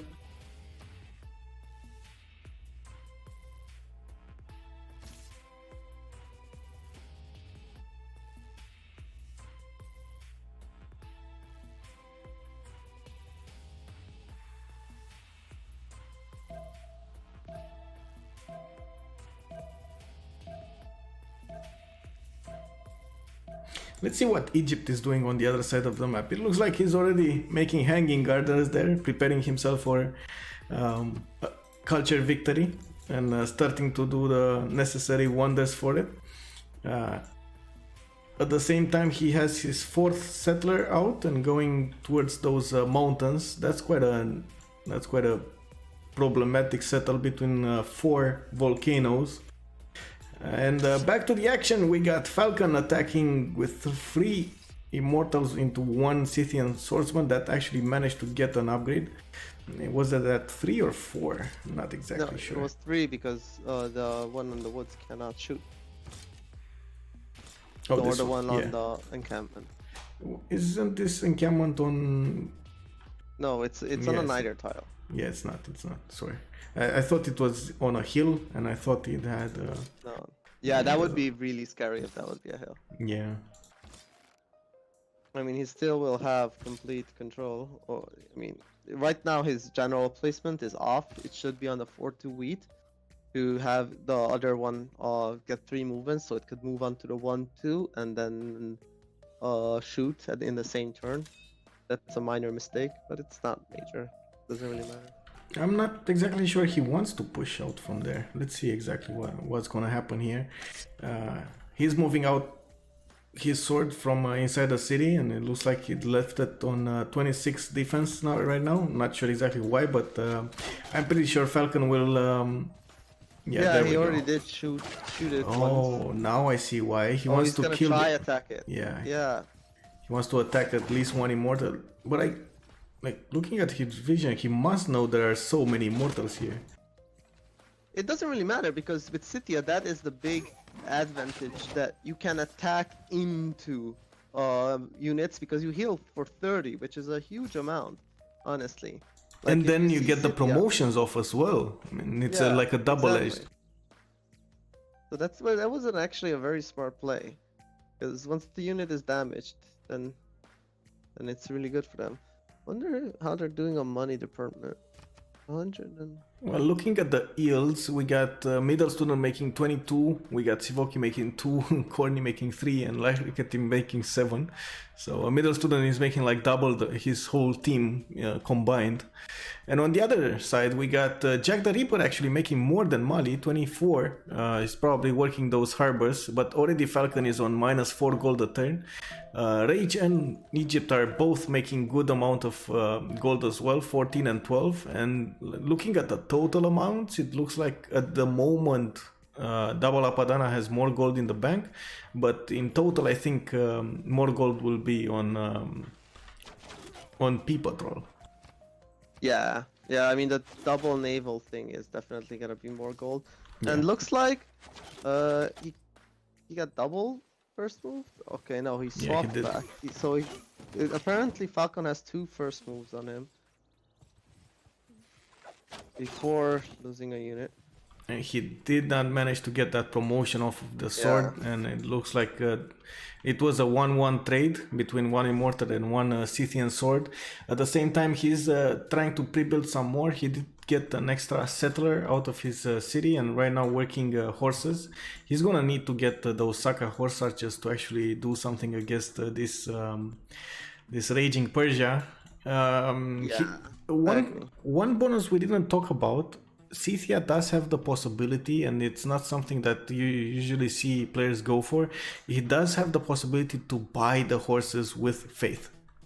It's one of the small bonuses that nobody actually goes for. But at this moment, since he does have God of Craftsman and that instant style, he's probably not working. He's making at least 3 faith a turn. So looking at his faith, he's at 49. I think a horse is like 60, so in 3 turns he's gonna be able to actually buy a horse, like outright buy it. Oh, Oh, this is bad. Another mistake, little mistake here from Sivoki. He kept the warrior in production, and he just switched to a swordsman and eaten up all of the iron from his bank. Oof. So I mean, this is hard. Yeah, You have City and Horse, Saka Horse Archer queued up right now from Sivoki, but I don't think there will be enough time for him to get it. It's gonna be very hard to save that city right now. I think what he should do, he should move back to the 1-2 hill with that sword. Yes, you give up some space, but less units shooting you is good, and also your city strength right now is around 35 because you're damaged. But and also that tile, the swordman is over. I mean, the floodplain style gives him a defense modifier of -2. Couple that with the lack of health. I mean, that's that usually it's a. If you look over, hover over the health bar, it's an easy win, major victory for those immortals, even if they are over the river. Yeah. Also the flanking bonus, he gets +6. Yeah. Another immortal coming out of the encampment. Yeah, the city is looking not so great here. He needs to pull back that unit. Well, these are two extremely good early warships going against each other right now, and we got, I think, well, look at that. We already have a Saka Horse Archer out from his city. I'm not sure if he bought it, but I think he did. He did? No, he didn't. Or maybe he one-turned it, I think, from his capital city. The Saka Horse Archers do not eat any kind of strategic resource. And looking at the thing here, it looks like with Corny's swordsman that might actually save the city. He might actually have enough damage to save it, even though that city is still half health, half garrison health. It didn't manage to get enough heals, and I think that Immortal on the 1-2 to the south of the city keeps attacking it, right? Yeah, it keeps attacking it, so it basically does the same. Oh, Scythia attacking out onto the Immortal. Is he gonna try to first move it? Does he have? No, he doesn't do enough damage for it. Ooh. What's the plan here? Not sure, but he might lose that sword right now. I don't think he has enough experience points to upgrade it or promote it, I might say. Oh, that's a dead sword. That was a mistake right there. Okay. Oh no. Yeah. So Falcon basically has 2 first moves on Sivoki, and that's gonna cost him everything. Well, welcome to the era of first moves, boys. That's how things go. He couldn't read it. Yeah, unfortunately, I think that kind of is the final nail in the coffin here for the city of Midiv. It's probably going to go into Persia's control quite soon. Even with that Saka Horse Archer spam, and look at that, he did buy one with Faith right now from Chertomlik. But it does look like it's not going to be able to do anything, even with the extra movement. It has 5 movement right now. It's just not enough. Not enough units on the field from Scythia to actually go against this Persia. Persia did go all in to this. He did get 3 cities, he did get his encampment with a general, and at the same time got enough iron for himself to actually upgrade all of his units. Jack the Ripper probably funded his little war over there, and looking at his spawn, Jack the Ripper... the iron was got from Egypt. The iron was from Egypt. Okay. But the gold must have come from someone. Yeah. The gold came from Jack, and the iron was from Egypt first. Yeah, at the same time, we got Oracle 4 turns away from being finished in Raqqa-Det. That's the capital city of Egypt. And it looks like Egypt didn't go for his usual pantheon. He went for fire goddess this time. And with this amount of geothermal fissures and volcanoes around him, I think that's a pretty good choice. Yeah, I agree. I 100% agree. Fire Goddess is a good choice, especially when you have a Fate a city that works well with Fate. And I'm pretty sure there was nothing really good left for him. So yeah. And look at Middle Student. And Do you see what Middle Student is building in his capital city? Middle Student. Well, let me see. Petra. Of course he is. Early science for Petra. Exactly. It's gonna be an amazing Petra, but what are you gonna do with your production really? Like, are you gonna swim units over and kill Falcon, or what else can you do?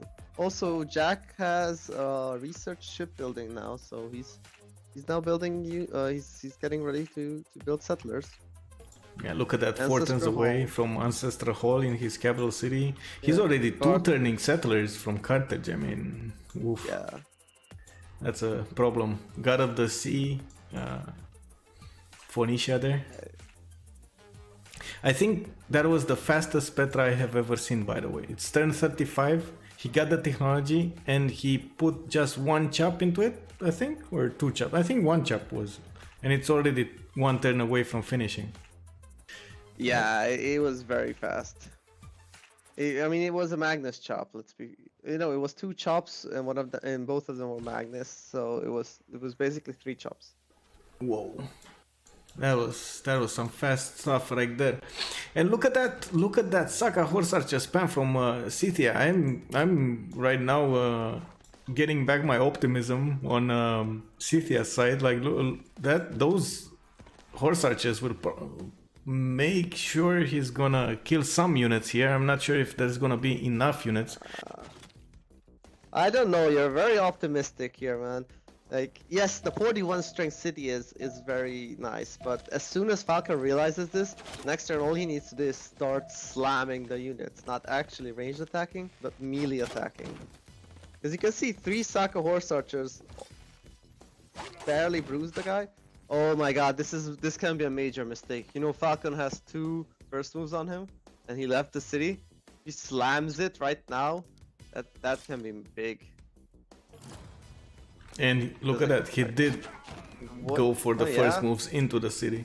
And he lost the city. Yeah, he just lost the city. We see with a little bit of lag, but the city is already on -1, so that means there was enough enough attacks on the city to actually lose it. Oof, that must hurt. You don't attack out when somebody has first moves on you. You can't. Especially last moving. I was expecting him to maybe get sometimes when you see players go on those kinds of attacks, they buy a warrior or something behind that attack in the city. Yeah, I mean, buying a sword would have solved his issues. The problem is, you already know the guy has 2 first moves on you, right? So you don't try to do these kind of stuff. Do you think? I don't think at this point, but I want to ask you as well. Do you think Scythia is irrelevant because he lost that city? I don't really think so. Behind him, he does have relevant in terms of the game that he still has a job to hold Falcon and contain him.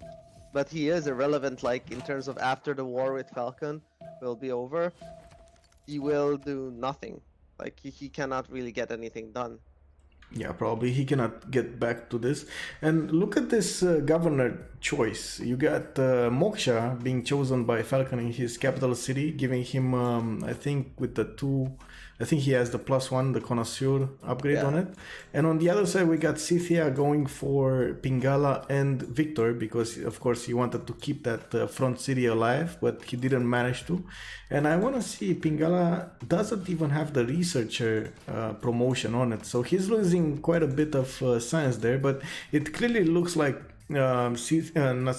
Persia is on the upper tree of culture here. And when I say upper tree, I mean he gets a lot more culture than Scythia just because of that Moksha. And he gets enough science as well. So Moksha right now is one of the necessary parts, I guess, the necessary choices you have to make at the beginning to actually get culture from somewhere, because it's a rolling ball, you know. You get more culture, I mean, you open up more early culture governor is everything. points. Exactly. And then after you open up more governor points, you can go for Pingala as well. So that opens up a lot more options to you. I agree. The interesting thing is that Corny is also making. Oh, let's see the rider points, because Archetype is already making 2 rider points a turn, which he is doing by the card and not actually planting anything, because they went for money. And they're spamming settlers now. It's interesting. I mean, look at Japan with 29 culture a turn. I mean, Yeah. How the hell does he have so much? well, he does have Moksha, just put Pingala in the city. I think he's going for a pen brush and voice. And right. Yeah, he's on pen brush and voice. He didn't go evil. Yeah, pen brush and voice is one of, I think, the best choices right now. It can beat free inquiry, naval civs quite easily if you're on something like Japan. Yeah. Looking at Jack the Ripper, Jack the Ripper is in free inquiry, and he's only getting 22 science from his 3 Cothons. The Cothons are what? +2, +4, and +3. Okay, he's gonna get more Cothons, he's gonna get more +4s, but that's not instant. You need to wait a little bit until you finish them, right? You get the cities out, you finish them, and that's one of the things I don't really like about free inquiry at the early starts, because one, the commercials are a little further up on the technology tree, and you need to wait a lot more to get the bonuses from those. When you almost always want to get the harbors out, you almost always want to get the campuses or the governor plaza. So that, or encampments or stuff. When you're inland, you have to go for a classical unit. Right now, Jack does not need it. Didn't need to go for a classical unit. Yeah, so he's mostly gonna go on the upper half of the technology tree. One thing I have to note here, I'm a bit disappointed by Courtney's involvement into this war. Except those 2 units he had around Medivh's city, the city that got razed to the ground. He didn't put that much effort into all of this, and I think if he would have come from the south with at least 4 or 5 swords, it would have put enough pressure on Persia there to not be able to take over that city. I mean, he did technically. Think about it. He was building swords from the get-go, but they didn't have the iron, and it's a distance. And this was a very early war. Keep in mind, we're turn 39, already a city raised. It was a very early war, and it took him time to get there with the units. I mean, he had his warrior there constantly, so he had everything in there. It's just there wasn't more to send. They're now getting the government stuff up, and Jack landed his first scout. So I don't know. It's interesting. I don't really see Jack D-Daying Gorgo over here. He's probably gonna later on get some units, but get to the other continent, see that amazing campus spot, and just settle the hell out of it. Yeah, it kind of looks that way, and I don't think he needs to. I mean, he can easily seam and fund the wars, fund his gold into Persia. Persia is already irrelevant over here with so many units, only 3 cities, and I guess he does have the possibility of settling another 1 or 2 other ones, but he's gonna start bumping his borders into Mali if he starts doing that. At the same time, we do see Tomb Raider, by the way, is on the stream, and he's saying that he is not that happy about the bans and picks in this game, but he's open to see what happens next. I guess you had the same opinion at the beginning when you saw the bans and picks, especially when they left Dido open. Giving up everything naval related on continents and islands is just the pega. Like, really, why would you do that? Especially, like, you gave up Japan too, which can easily counter culture victory. Japan here is the key player. He's gonna He's so strong on simming that I don't think we're gonna have anybody contesting it. Like, you need mountains as Greece to contest science, just to not die to Japan, and you don't have those mountains. At the same time, looking at how Mali is setting up his not his commercials, his districts and his wonders, I have very big expectations from him. As I said, middle student is one of the players that actually perfected going for culture victory. Not that much defending culture victory, but just goes straight out going for it. And just look at those amazing tiles. Culture victory? I'm for sure thinking he's going for culture victory. Even with those campuses over there, he's gonna go for culture victory. And just look at the wonders he's placing between the cities, so he can get the campuses, the theater squares all around those. He's just waiting for the right time to build them. Just look at the expansions from him. You think he has any other choice here? I don't think he has any other choice. I mean, what would be his choices right now except culture victory? Going against naval against Japan, straight out buying battleships? He's not gonna contest naval. Yeah, I don't even know, man. I mean, what is he teching? He's teching stirrups, so maybe but he didn't. I don't know. He buys units and DJs Falcon.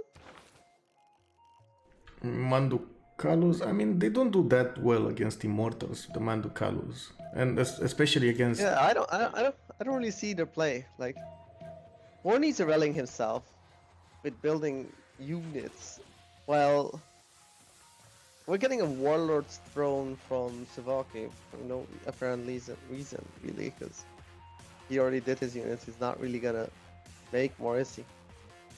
I mean, compared to the cost.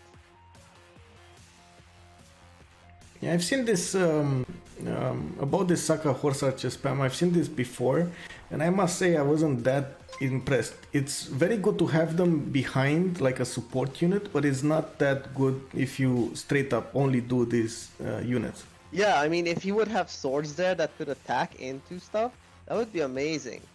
But Yep. he's attacking into stuff that can shoot back the same way he's shooting. What's the point? Yeah, it's kind of weird, and also that river defense over there, it's kind of blocking him for doing anything. But at the same time, if he stops the war right there and considers Persia just to keep him in its place, I guess he does have good land to sim to his south, to his west, and I guess on that lake as well. Maybe at the beginning, if he wouldn't have gone for the river settle and he would have gone for the banana settle on the lake, maybe it would have been a much better choice overall. Yeah, I agree. I mean, by the way, just to keep up with chat's talk here about Dido and Vicky, yeah, I don't know why they gave up on the pick and ban part to Dido. And it's like, we can see it already having effects. We have two Greases. One isn't rallying himself in the Falcon. The other one, yeah, he's gonna sim, and he's gonna get riders. But how is he gonna stay alive? I think this is the question we have to talk about right now. So let's talk a bit about Dido and why is it so important and why is it so overpowered as we used to, and we usually counterpick Victoria to balance it. So one of the strengths of Dido is those Cathans that give extra production to the naval units, and at the same time they get less production for settlers, right? So if you couple that with the governor building that is Ancestral Hall in this case, that will give him another 50% off the settlers, and of course Magnus in the city that will not get any minus population from them. He is free to build as many settlers as he wants, and very fast, right? And settle everywhere, especially with getting shipbuilding at the early stages of the game. Yeah, and the funny thing is that he spawns a city and it spawns a builder, and that's it. Yeah, he probably got to feudalism pretty quickly. Let's see, is he at feudalism? No, not yet. Imagine getting feudalism builders from Ancestral Hall. I mean, Jack did place Magnus into the city. I don't know offbeat if he actually has Magnus promotion. let me check. You can actually click on the portrait and open up the governor screen. It will tell you. Oh, really? Yes. Oh, the hell. So yes, he does have. Oh no, he actually didn't go for provision.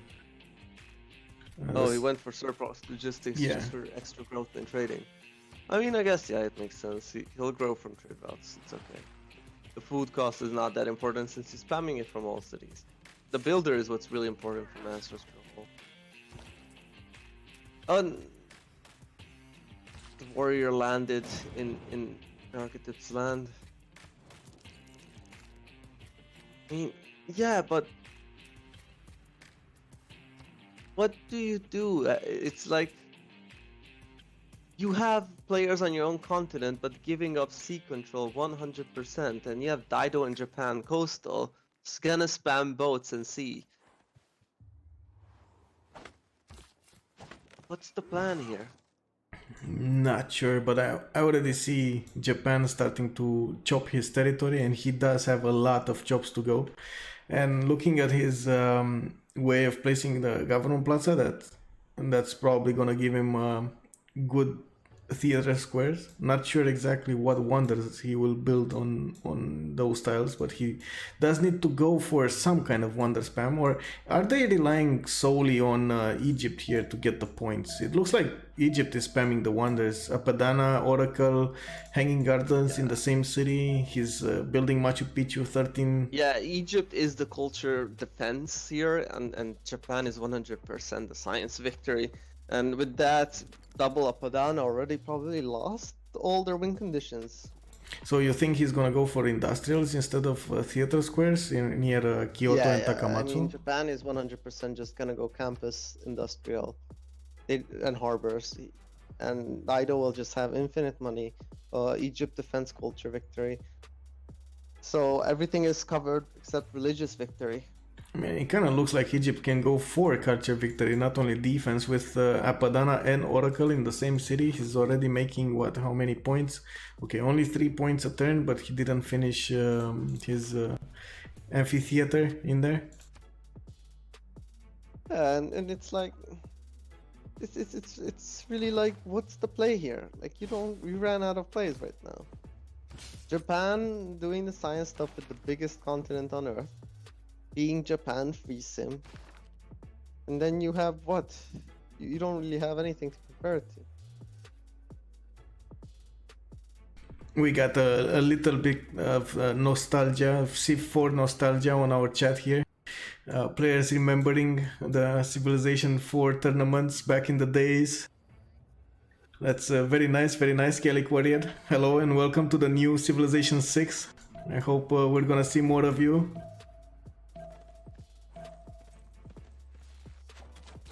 I mean, Middle's tiles look amazing. Yeah, I'll give him that. Just look at those Petra tiles. I mean, but he's building. I was checking right now the great people points he's working on. He's making those commercial hub investments. I guess he really wants that extra trader that's up next. He's gonna need at least 2 projects into that. And at the same time, he's on 5 cities with. It doesn't look like he's gonna make more. But how is he gonna go for production? Usually when I see middles simming, he goes holy sites, maybe campuses, and then into industrials. How do you think he's gonna place his industrial in this case, or does he need one? Like, look at those amazing tiles. They're not even mines, and just look at those yields. The 442 yields, 452. I mean, this is like having Torres in your city. Yeah, but your city's non-fresh, right? Yeah, and your city is non-fresh. I mean, he's already 6 population, 7, 1 turn away from 7. I'm not sure how much housing he has in those cities because I don't see, but he's on 22 surplus food right now. 22 surplus food. That's just, yeah. He would be already on 10 pop probably if he would have housing there. Yeah. Well, at least we do see him on a desert, because last game, as last map we started playing, as we've seen, he didn't have a desert spawn. That was quite bad to watch. A Mali without desert. And look at this push at the south from Persia. It looks like he sent 3 mortars with the general Hannibal Barca to attack into Konya, or at least get some positioning over there. Not sure if he wants to see if he can place another city there, but looking at his options, he does have a few, like 2 more settles south of Susa and 1 east of Susa. At the same time, I see Archetype pushing into him. That's a player that we didn't talk that much about, by the way. We didn't talk about Pericles this game. He's spammed cities and settled them towards Persia to help Scythia against, and it looks like he does have 3 horses that are already going into Tushpav through that 1 tile choke. At the same time, he did get quite a few commercials and acropolises. That's the unique theater district that both Greece's get. Yeah. Let's talk about the fact that his cap is on two pop. Oh, this is the new middle strategy, and also the Acropolis in his capital city is no agency Acropolis. I mean, did he even get to engineering to at least build? He has engineering. Well, you mean aqueducts? Yeah, aqueduct.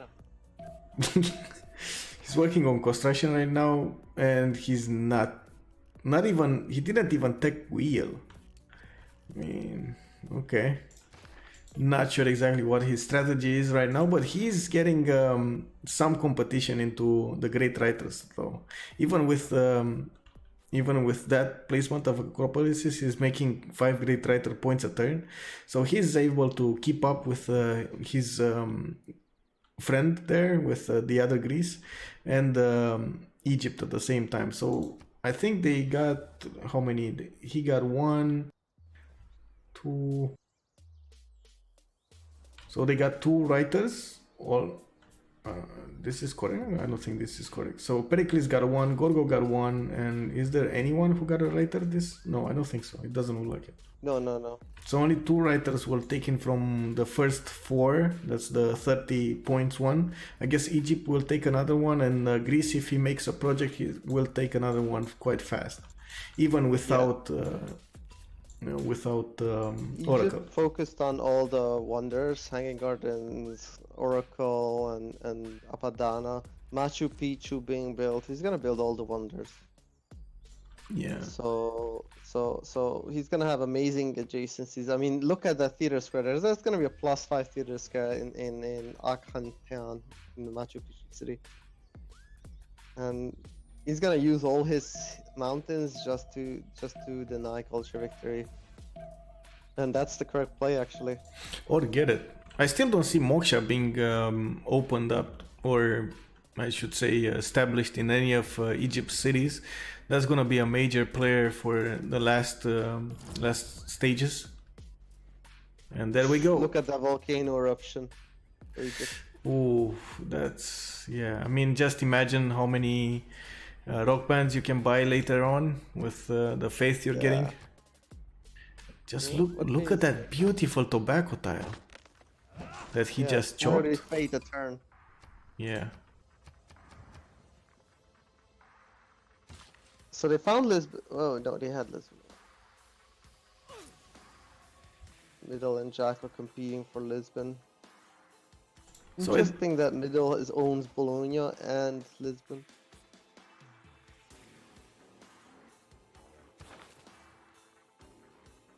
And Jack the Ripper on 4, 6, 8, 9 cities. Yeah, he's settling everywhere. There's no competition on the navy side. This is one of the things he was talking about, I think, a few weeks ago. When you're going into a game and you know it's gonna be naval, you cannot ignore the sea. You cannot. It's you gotta go into the game with the mentality that you're gonna go into a naval fight. If you do that, the naval power will overrun you at some point. And just look at this city spam.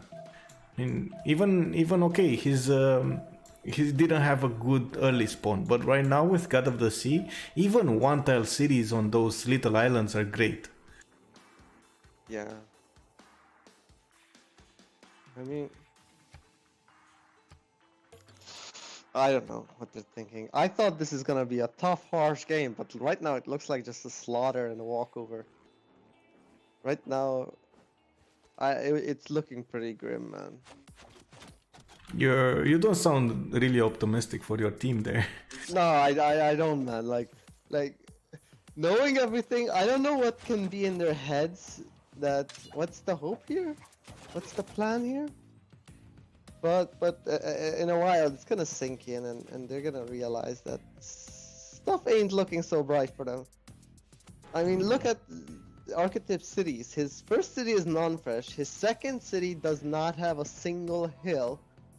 His third city has one hill, a jade, and a horse.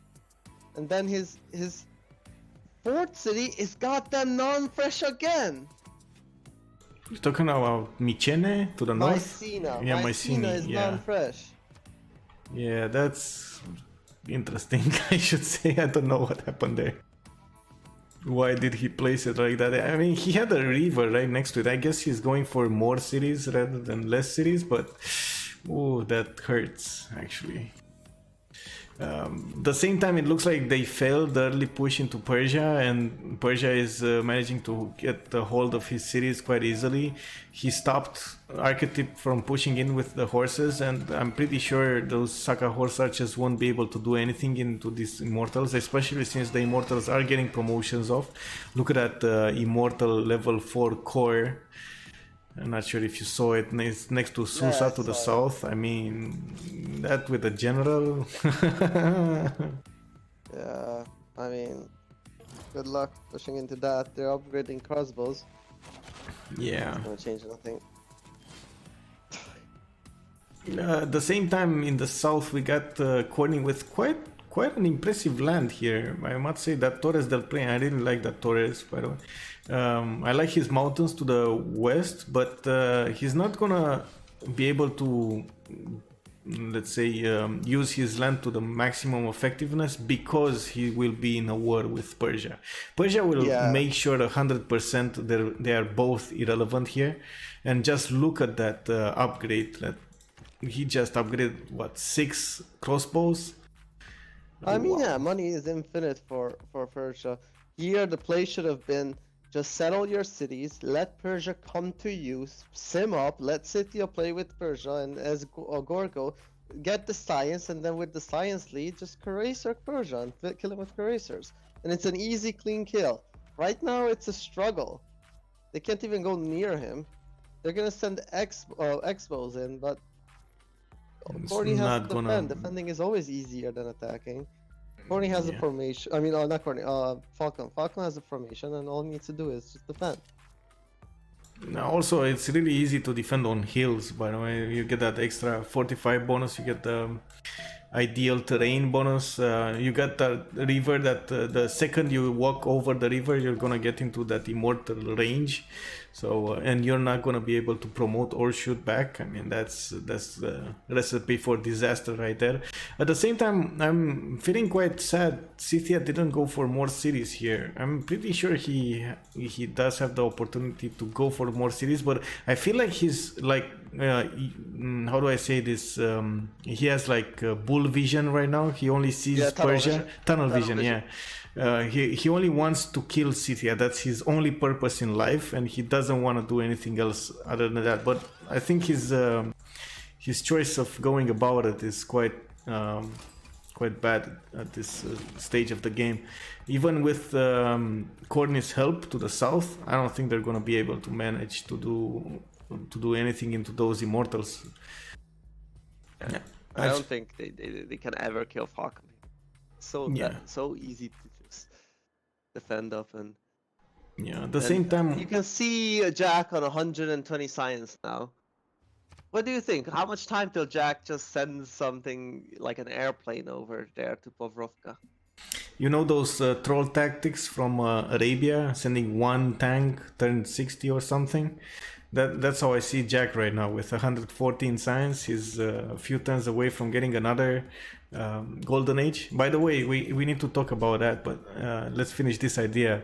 There were at some point of the game with monasticism Arabia and the religion for getting more science from spreading to your neighbors. Oh my god, we've seen some troll tanks here and there that were amazing on the map. You are fighting tanks with like crossbows and stuff like that.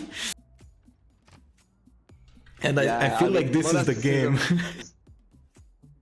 Yeah, monasticism Arabia is amazing, especially if there's no other religion to counter you, and you just pick that up, and then you get the further spread one, and then you just go Dark Age, and it's amazing.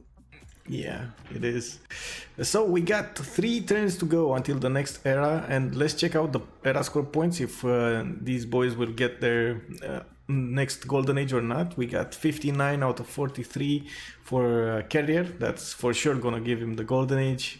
Japan Rage did get his with 52 out of 51. 42 out of 56 for Falcon. He's gonna be in Dark Age, it looks like, so he's gonna get an extra +5 from his cards. Jack the Ripper is 51 out of 54, and he's building a wonder right now, 2 turns away from finishing in Quebec. I think he's gonna get his golden age for sure. Yeah, Jack is getting golden. Yeah, Archetype 45 out of 51. It's not looking good for him. He does have 1 campus. Let's see, is this a +3 campus? I mean, Archetype here 1. Oh, well, yeah. Yeah, that is a +3 campus. So he might be like a few points off. You know what's funny? He didn't build a hoplite. Yeah, I can get it. Yeah, but I mean, he's not building one. He can get it, but unless he buys one. Yeah, buy it. I don't know, but that's an expensive hoplite, man. Did he even tech it at this point? I guess so. I guess he got bronze. I'm not sure. Let me see. He's on stirrups. So yeah, he must have bronze. Yeah. So he does have the technology. He just didn't make one. I don't know. Does he realize he's a few points away with like he's 3 points away? A hoplite would put him over the necessary points for a golden age. I really hope he realizes in the next turn, because it's gonna be too late in 2 turns. Yeah. So Courtney, 39 out of 52. He's gonna get his Dark Age as well. That's gonna be a problem for our Gorgo here, since he looks like he's trying to enroll himself into Persia as well, and yeah, that's not gonna go well for either side. We got Sivoki, 36 out of 53. He's for sure gonna miss his golden age.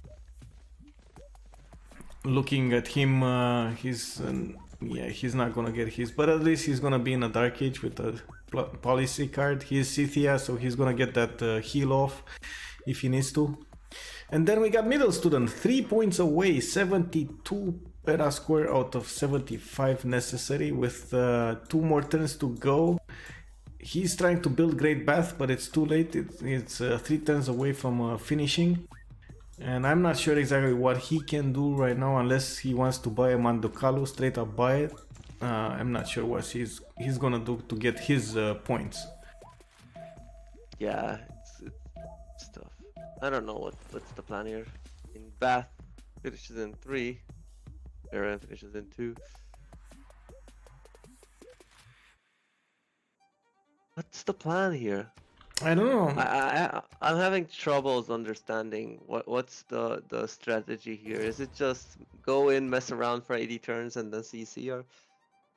You're talking about the late game victory conditions, right? Because I was expecting mostly, because I mean, in these games, when you're going into like such a teamers game with which high stakes, I would call it, because it matters if you win or lose.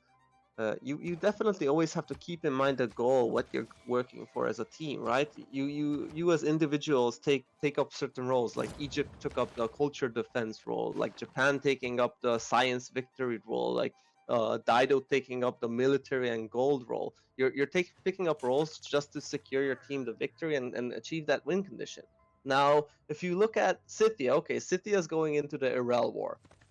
Corny, he's going into an unnecessary Irel War. Mali, he's just having fun. And then we got Archetype, who's kind of trying to do something, but it's still not clear for me. Is he trying to do culture victory without building wonders? Or what's the plan here? I'm not sure, because I was expecting middle student to actually go for some theater squares, especially after seeing his wonders, at least one or two. But right now, I don't see any. I mean, he does have campuses. He does have the science to keep up, I guess. But it's only like half of what Jack the Ripper is making right now. He's only at 64, and Jack is already at 134 science with 44 culture. I mean, it's a problem. It's a big problem. And this is what happens when you let a free inquiry naval civ go rampant everywhere. I mean, just thinking the fact that one of the guys have the same science as the entire enemy team. yeah, it's it's a signal right there. The game is a little bit unbalanced because of that. And keep in mind, he has only 4 cities to plant at the beginning of the game. That was all his space.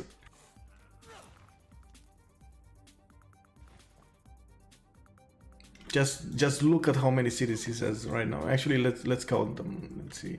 2, 4, 6, 8, 10, 11, 12, 13 cities on Dido. Yeah, and half of them is in fucking Tundra. Yeah, I mean, they're everywhere. It doesn't even matter. He's working those coastal resources, and that's it. Look at those beautiful whale tiles, the crab tiles. You got the fish tiles. Like every tile, Yeah, coastal anywhere tile he is can place amazing. cotton, which is at least +1. He's just planting it and placing it. Yeah, and that's it. That's all he needs to do. I mean,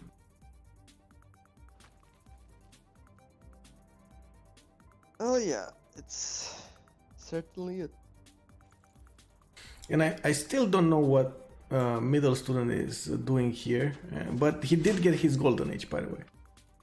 So at Yeah. least that he did get. He was at 74 out of 75 when I last checked last turn. Right. Yeah. Well, let's check everyone who did get the golden age. We got 5 players with the golden age. We got Egypt, Pericles, Japan, Mali, and Dido, and we got 3 players in a dark age. Nobody in a normal age. That's kind of weird. Yeah, what are you voting on? I'll vote on the opposite. Let's go for extra faith, I guess, and less faith. You go less faith, I go. Yeah, wait. Yeah, okay, you do go 100% faith. I'll do a 50% faith then. Yes, and I Does go. it matter? Well, I mean, it could matter, right? Fuck. Yeah, Do we it have to does, vote? man. And you vote for me minus population growth, and I.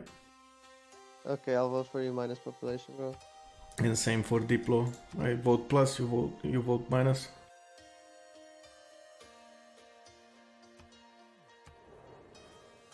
And there was some discussion, by the way. I'm not sure if you noticed. There was a discussion about the 6.9 team versus the Philly boys. They were a little bit annoyed about the spectator mod stopping them from getting a culture victory because of the extra players in the game that were messing up a little bit the culture victory math, like the formula. It makes it harder. It makes it harder. It makes it harder, but do you think it makes it that much harder that it makes that big of a difference in the end? It does. It does, because the difference is how much. It's basically 2 extra players, so 25% harder. So if it took you a 100 turn worth of tourism, then it's gonna be 125 worth of tourism if you would not grow on an exponential curve. So it is harder. You need 25% more tourism to win than you would normally.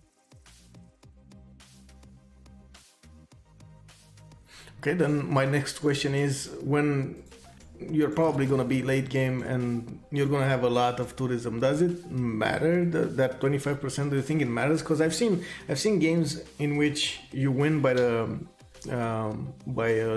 big, extremely big margin, and I have rarely seen games in which you win by the thread of a needle, I should say. Well, that 25% gives you extra time to kill a player. It gives you extra time to do moon landing, to do space victory. It gives you a lot of breathing room, and that's a big thing. That keeps you in the game mentally too. Like in terms of sending a message, it matters a lot if you would win turn 95 or turn 115. That 20 extra turns is huge. It also gives the opposing team more time to get their culture up. It gives it a lot of stuff, a lot of breathing room, and yes, a culture victory can snowball if nobody's defending it. But if somebody's actually actively trying to defend it, it brings in an extra congress. You can now block musicians. Then that buys you even more time. So there's a lot of snowballing situations where losing out on time is pretty dreadful. Yeah, not to mention back in the 381 days, you had the monumentality that actually opened up the possibility to get those faith sieves that at the mid to late game stages of the game, they would have the rock bands. But right now, you don't see that many culture players going for the win with rock bands. That would have turned the tide of war. At the same time, I think the only culture victory I got in the last 2 weeks was with Pericles, and it was mostly because I got lucky at the beginning, like Egypt has right now, with nobody getting Oracle or Apadana at the same time from me. All the other things were like secondary to that, because I didn't need rock bands, but because I was Pericles, because I had the Acropolises and getting more points from Oracle and Apadana, the more slots for later on musicians, actually got me the victory there. And imagine I was going against a space winner, a space victor, and he did go for moon landing. He was at the later stages, what do we call Mars colony, or what it's called? Not Mars, the next one after Mars colony. And I got Mars colony is the third one, and exoplanet is that one, the exoplanet expedition. And just because I had so much culture, I was like 1700 culture. I never seen so much culture in a game. It was like, oh my god. Yeah, and that's the only way I got a culture victory. I'm like not that let's say optimistic about any kind of culture victory in the game if somebody defends it. If nobody defends it, I mean, yeah, it's easy. Everything is easy. Even religious victory is easy. Did win a culture victory against us in the last game. Did anyone? Well, I mean, those were two Gorgos that weren't actually, nobody defended against them. I mean, yeah, true. That's what I'm saying. Like, if you defend properly, I don't think there's a way to actually get it. There's no way to get culture victory in this situation right now, because there are two spectators and they have a free sim Egypt just defending it. The culture victory is out of the basket. That's just not happening. So the only victory options would be CC, which probably won't happen because both teams have like hard-headed players. The other one would be domination victory, which may be a choice, especially with Jack the Ripper on 165 science right now and Rage 157 as well. And the third option, what do you think would be? I mean, science victory is just guaranteed from Rage, and it's gonna be a CC. There is no other option. They're not gonna do domination. They're gonna give up sooner than domination victory. Religious victory, you need a religion for that. I mean, we have one called STD, but it's not really doing anything. Yeah, it looks like Rage right now did go for a free inquiry age this time, because he does have some amazing harbors, and he did get in the meantime some theater squares to balance out the lack of a pen and brush age. He's making some wonders, but I don't see those amazing industrials that I'm used to seeing on Japan here. I mean, he doesn't need them yet. The thing is that if you see that only middle has relevant science, archetype irrelevant, Arcorni irrelevant, Savoki irrelevant. Only middle has relevant science, and he has more science. He just needs more science than middle. Secure the C, and then they win the game. They don't need the production yet. They have way too much time to get those industrials up. They don't really need any of that. It's really mostly just controlling, and so the way is that right, Civ is often a race to space victor, a race to culture victor, a race. It's often a race. You can either choose to play the same race as your opponent, or try to cheese them in with a different race. Right now, it's much more comfortable to just play the same race and just beat them in it, and just you have the numbers every single turn, the boost in confidence that okay, we're winning, okay, we're winning, okay, we're winning. Playing like that for hours and hours, that just helps so much mentally to keep yourself fresh and ready while you're always on your toes and nervous on how to get the hell back in the race. So they just chose to play the same race as they are. He's just playing the science victory and culture victory. He doesn't need to get production up and just go crazy on production and just hope that his production will carry. He'll just get raw numbers in science, and he'll have time to build production. He doesn't need that yet. Oh, by the way, it looks like Middle did get some Mandukalus over the sea there, over the channel, and he did try to go into Falcon's capital. I'm not sure if you see that Mandukalu on the fish there between the cities. Yeah. Yeah, he did try it. It didn't work out so well, but it did show like it tipped Falcon on where Mali is. I don't think they knew about him. They didn't have any kind of vision. They knew about him because they see his border, right? I think they saw his border in Jannah. Do they? Yeah, they do see his border. Yeah, they see his borders. Yeah. So they knew about it. And it looks like Japan scouted the other side of his continent over there to the south. And I was while you were going about the races towards victory, I was watching Rage get one of his settlers on the sea, and I'm really curious if he's gonna go over to the other continent, or is he gonna stay on his and just settle that coast towards the south, towards Egypt there. I don't see Rage doing anything aggressive here. He's just gonna sim up and beat them by sim. Yeah, he doesn't need to, right? It doesn't look like he needs to. But at the same time, Jack the Ripper almost breaking the 200 science threshold. He's at 183 right now, and I'm pretty sure he's gonna get 200 in a few turns. Mentally, I'm pretty sure right now double Apadana team is a little bit broken, except middle student who did get really lucky on his spawn. The Sivoki chariot archers. No. Swimming. Oh, wait a second. Look at the archers swimming. Yeah, but what is he gonna... Those are not melee units. I mean, he's not gonna... Yeah, I don't know what the hell he's doing. Wait a second, I just noticed. What is this? He just bought a frigate. Now it's that. Oh my god, this is... He bought a frigate. Wow.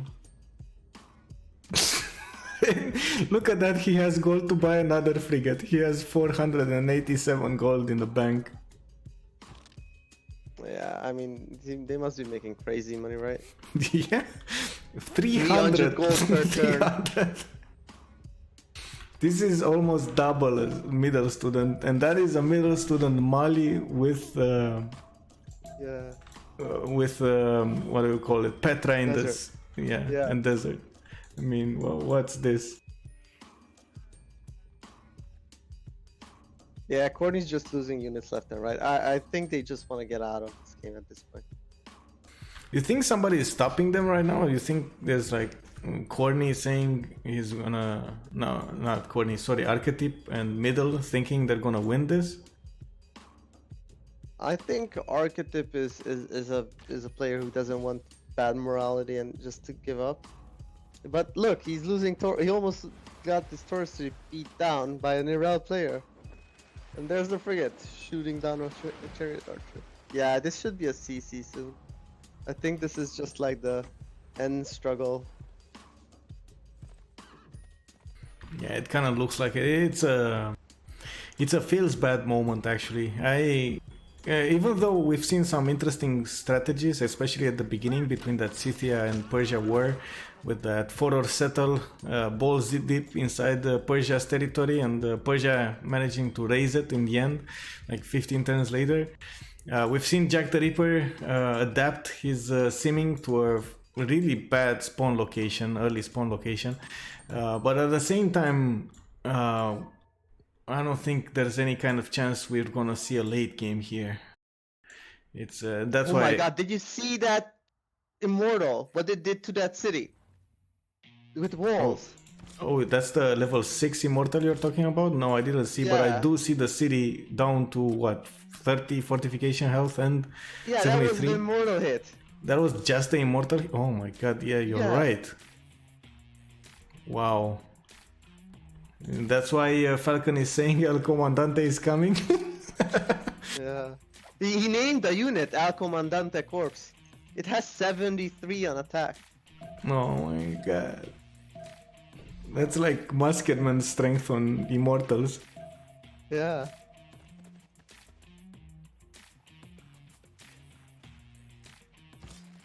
Is he gonna be able to take this city with only 2 units Yeah, in a he general? can. If he gets the double first moves off, it's a city take. Wow. Let's see this happening right here. That's gonna be quite a pain for Corny there, losing that Torres city. And I think that's what. Oh, he's gonna lose the audience chamber as well. His government plaza. I mean, yeah, that's instantly GG, I think. Okay, what's happening? Okay, looks like Corny does have the first moves here. Oh wait, it went up to 54 strength, the city. Okay. The sword increased it to 54. Yeah. That's what saves it?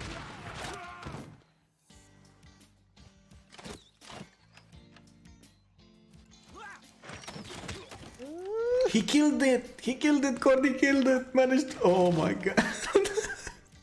He killed it? Really? He Oh, did. my screen, he didn't yet. He's The- still the- shooting Archer. The crossbow actually managed to get the last hit on it. Wow. Why do I have such a delay? I don't know. There's 3 just more forward than me I am. Hello there, Homer, and thank you for the follow. I do think this game should be over soon, but it kind of depends on the players. We're not sure. There's no definite victory here. Victory condition like domination, like science or culture. They're still far away from that, but I guess it depends on the players if they want to play on or not and see it through. We are in the second golden age right now, and we do have quite a few players receiving that free inquiry bonus. We got both Rage and Jack the Ripper on one side receiving that bonus from their commercials and harbors. And just look at that science output, 176 and 203 on Rage. Is the first one to break the 200 threshold in science mark. And on the other side, we only got middle student making relevant science, like Skycrite said. We're talking about 150 science on him and only 29 culture. Wait a second, why is he making only 29 culture? Did he? No, oh, he didn't have Moksha yet. oh my He just god. got Moksha. Oh my god, that's the. I mean, yeah, that's one of the things I really don't like about this. No, I guess, yeah. That's a GG right there. He's not even gonna get to be relevant. With 30 culture a turn, that's worse than sometimes monasticism Arabia. Scythia just sent all his units to die.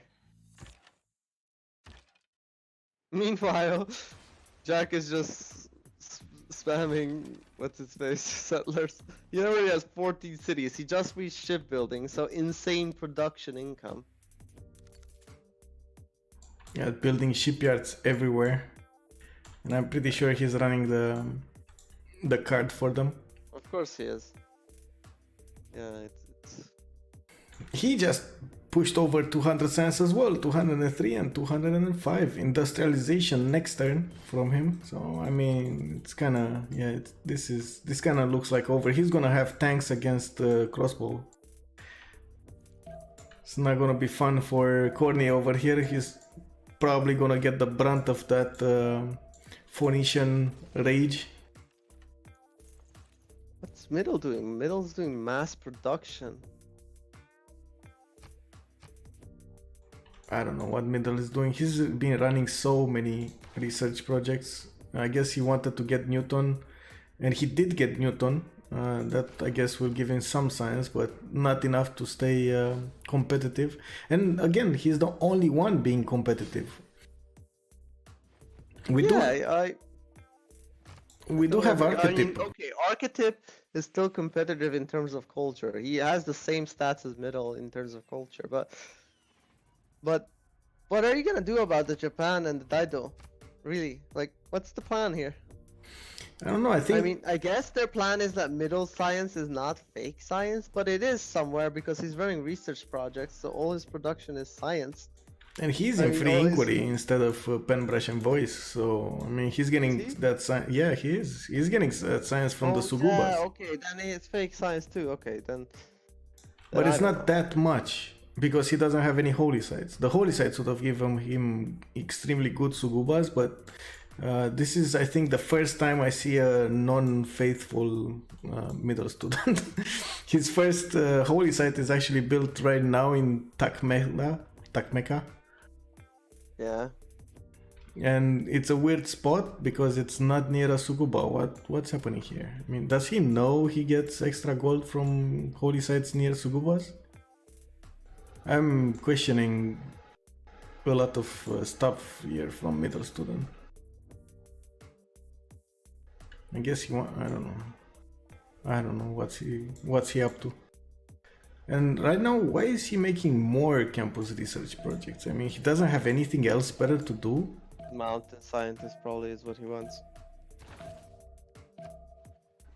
I wanted to say earlier about Archetype. He's 138 culture and 80 science, so he's probably gonna get enough science to maybe defend himself at some point or another. Not sure if he's gonna be able to defend against tanks, but he's probably gonna be able to defend against maybe a cuirassier push or something like that. But he's making more culture than Thanos is making tourism, though. So at this point, he's defending the culture victory quite well. But he should be doing it, not defending it. Yeah, he should be doing it, but he didn't get the wonders. That's the problem. He is building. He probably heard us. Yes, in his capital city, he's building that most wanted aqueduct, and he's gonna have an amazing industrial in between that aqueduct, the city, the campus, the commercial, and the horse, of course. And looking at the culture screen, the culture victory screen, I don't see anyone even with one tourist. Nobody got a tourist yet. Yeah. I mean, I'm not surprised they don't really have tourists yet, because they have to get tourists for 10 players, while only 8 of them actually generating tourists. So technically, it's still early to get tourists. Yeah, I'm still amazed middle student didn't go for culture victory. I'm a little sad about that. And also looking at Archetype's simming, he's gonna have amazing industrials, by the way. Look at those aqueduct placements between the cities, already +5 industrials. Those will go to +6. He's gonna have +5 in his capital as well. I mean, all of his production will go through the roof in quite a few turns, in like 5 to 10 turns. At the same time, do you think it will be enough to counter a Phoenicia science? Because no, we're talking about over 200 science. That's more than double his science right now. I mean, Phoenicia just gets planes and then settles a city next to Scythia and then Bomber. And then he takes those cities, and then the Scythian cities with an extra settler, let's say, just planes archetype, and there's nothing archetype can do because he won't get the tanks in time. Yeah, or steel walls for anti-air. Yeah.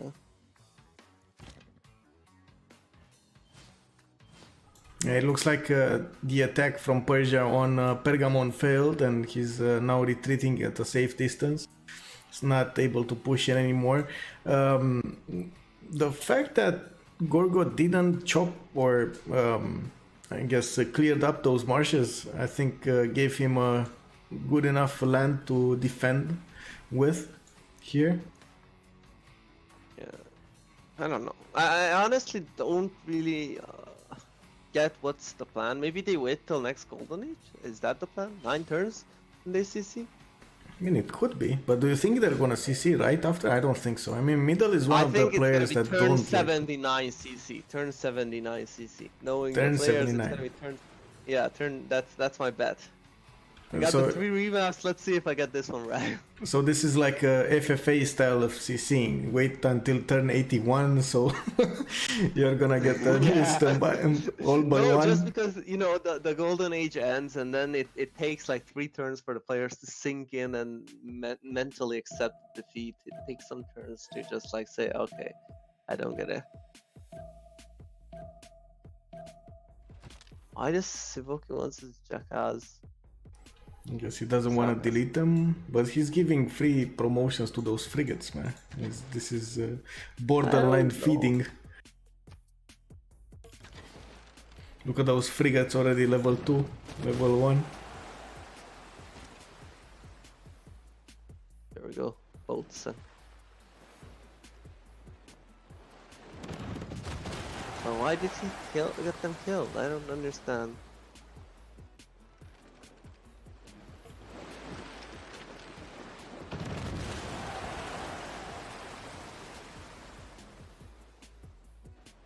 So his middle battleship.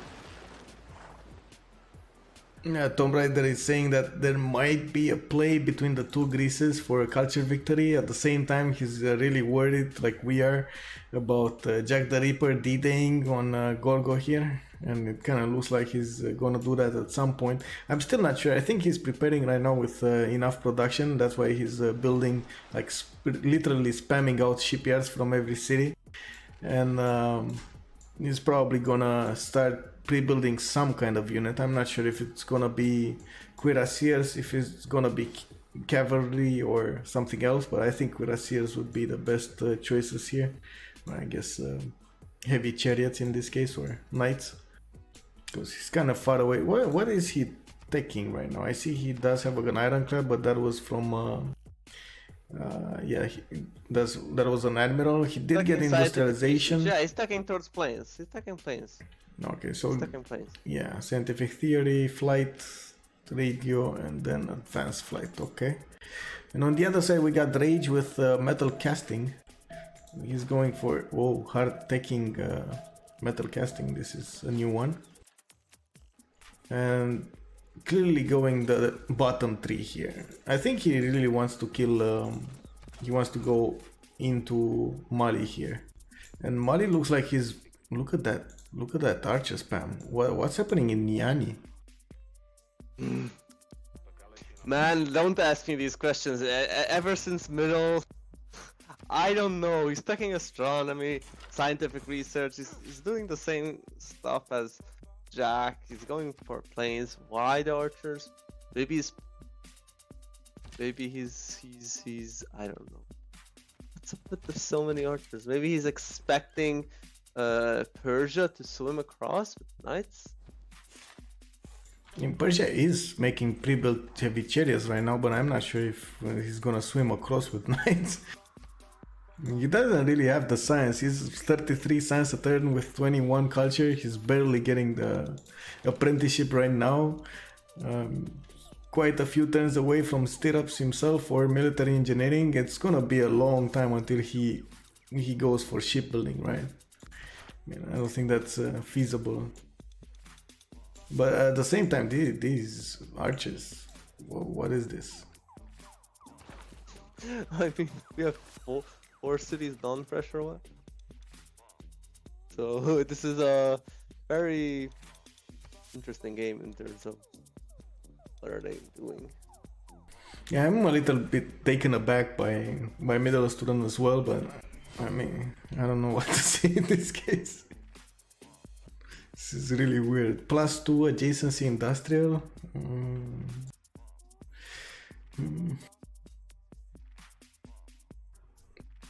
What do you think about that? Which one? Sorry. The +2 industrial in his capital city. I mean, it would have been much better if he just made one of his mines with +6 gold than an industrial there. I mean, he did it for the project, so he can project. He's all about projects, man. Middle is team project. What is the next great engineer? So it's the walls one, and I guess it got passed by Egypt because he was making more points. He's probably gonna pass it too. I don't see middle getting the next one. Let's see. Nope, he just gave Egypt. Oh, wait a second, he got it? Why did he get the walls? He got both of them? Because no, he got the walls. What?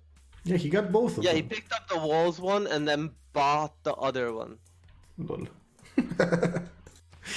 Look at middle.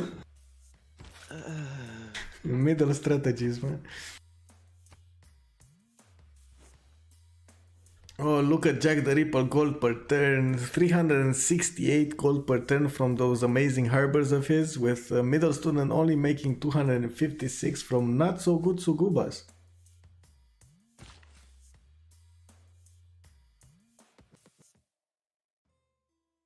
And at the same time we got Japan over here, 251 science a turn with 85 culture. Clearly outsimming middle student there, especially in the culture department.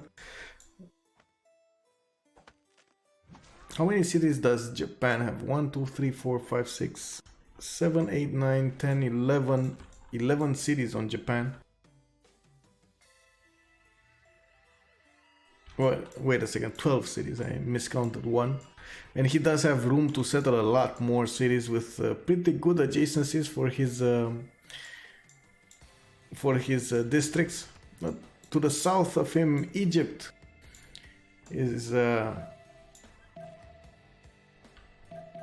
spamming away theater squares with that pantheon. I was a little bit taken aback by this pantheon as well. Just look at how much faith is he making from the volcanic soils. This is the fire goddess pantheon. And sometimes this is a bad pantheon to take because you see the volcanoes around you, but you're not sure if they're gonna blow. In this case, it was like the heavenly pantheon choice. 4 full volcanoes blown, if I see it correctly. Yeah, 1, 2, Or 1, 3, 4, 5. Actually. 5. No, 4. Only 4 blown up, but yeah. Active, he has more. Yeah, I mean, this is just amazing. He does have next to him, he's gonna be able to trade with Phoenicia, by the way, who sent at least 3 settlers towards him, so they can get those amazing trade routes between Egyptian cities and Phoenician cities. You get food, extra food and gold, by the way, right? From extra, what is it? Only extra food from Egypt. Yeah. Extra food, okay. Yeah. And Egypt gets extra gold. Egypt gets the gold and food for the guy who sends it. Yeah, that's just amazing. I mean, look at that gold per turn. It's 4, 500, 630 on one team and 280, 290. Okay, I'll give them 296 on the other turn. Yeah, that's just not enough. It's half the gold production of the other team. I don't think they're gonna be able to keep up with the gold demand, especially mid to late game when you're gonna need the gold to either promote or buy stuff like planes. I'm pretty sure Jack, with one turn away from finishing flight, he's gonna wanna buy a few bombers himself, and he does have the aluminium to do it. But they can buy they can buy 2 every 3 turns. So. Yeah. Ouch. Starting to look real bad here. I'm not sure why they're still playing. Is it because like you said, they don't realize the end is near. I don't know. I had no. I think it's really the turn 79 CC. Turn 79 I think- season. Well, we're 7 turns away from that predicament. So let's see if you're right or not. We're what, 4 turns away from the next golden, or I should say, era change, and we got 3 more science to go on Jack the Ripper to hit that 300 science to turn threshold, while Rage is only on 258. Like I'm saying that like I'm saying like he's on 30 or something. I don't know why. Only 258. It's like 5 times the science of Corny and at least 2 times and a half the science of Archetype. Not to mention like 12 times the science of Sivoki, which he still didn't make another city. Why is he not making another city? Because there's no point. It's a rel. Why make any more cities? What do you do with them? Stay a rel anyway. It's not like you have a good city to place a campus. That's the only reason you would place a city. To get some science to stay in it. Just look at how many pre-builds of heavy chariots of knights is Persia making right here. Does he? I mean, maybe he wants to totally go into Greece, who, by the way, doesn't have any defensive unit there. Only 1 half HP swordsman. I just think he has nothing else to do. Like, he's just sitting there and waiting what's gonna happen. And just preparing if in case Greece attacks, because Greece does have 100 science, so he could send 4 cuirassiers there, but come on. It's like, doesn't really matter, does it? Yeah, it doesn't look like it matters that dying much. here just benefits them, because then culture victory becomes even more accessible.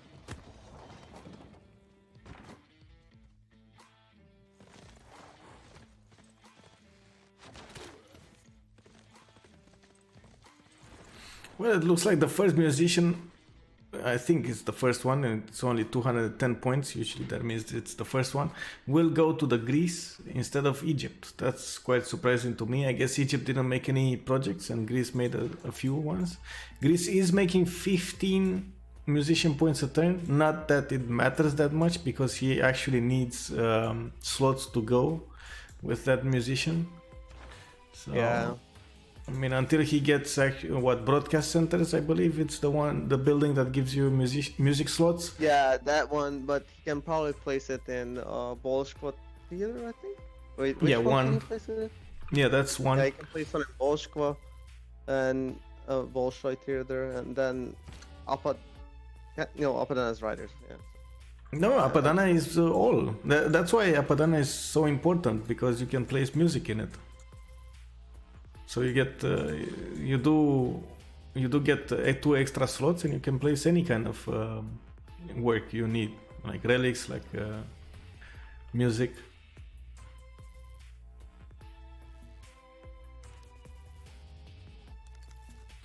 Oh, and there we go. Persia just upgraded all of his pre-built heavy chariots into knights, and I'm thinking he's gonna directly go in an all-in attack here into Pericles' land. Doesn't even matter if he goes into Scythia, but maybe that would be the nail in the coffin for double Apadana team here. Make them CC I mean, before. there are so many nails in that coffin already. Like, Yeah, but I'm talking about the final one, the final nail in the coffin. final nail number 37. Yeah, nail number 37, yes. I mean, just look at Jack the Ripper getting radio in 2 turns and finishing flight earlier. I mean, he's just gonna buy a tile on that river and plant an aerodrome on the continent. I don't think he's even gonna bother making a city on it. Nah, he's gonna make a city because, otherwise that tile can be pillaged. I I think mean, he's gonna make a city. with the frigates next to it, I'm not sure. Soon to be battleships. I mean, I don't know, man. I don't know. I do see Falcon waiting a little bit. He's not moving his knights yet. Will this be an all-in shift enter next turn? Or, I mean, at the end of the turn?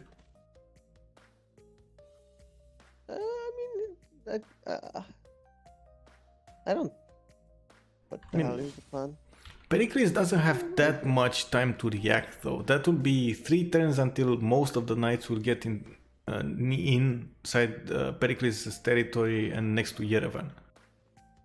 True, it might be.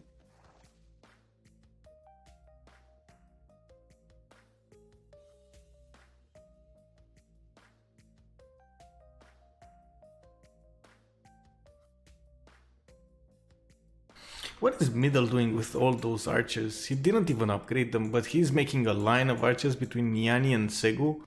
And I'm a bit more than... Oh, look, wait a second. The line actually goes up to Kumbi Saleh. You see this? Knights moving in, boys. Yep, they're coming. Knights are moving in.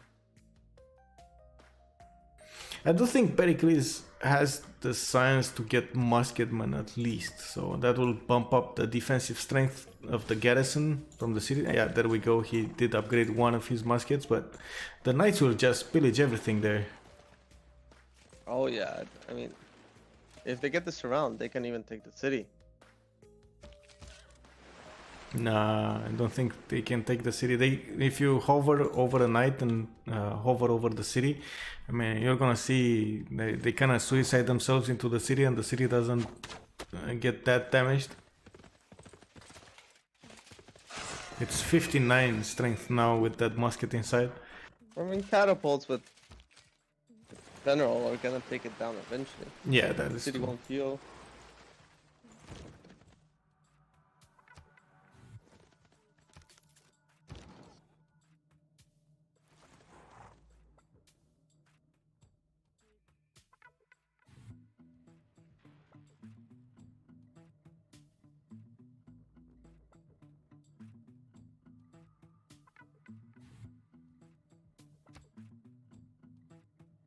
No, and we were just talking about it, but it looks like Archetype just put down Bolshoi somewhere. I'm not sure where. I don't see it. Or was it Archetype? I saw somebody put down Bolshoi. Yeah, I got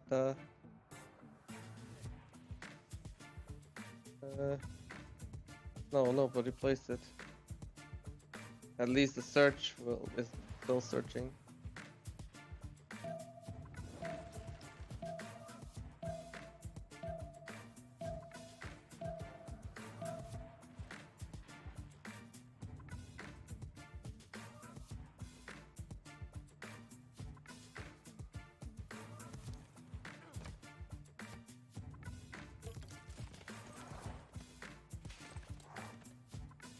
Oh, Falcon is running the raid card. He's gonna pillage everything with double the yields. So nice.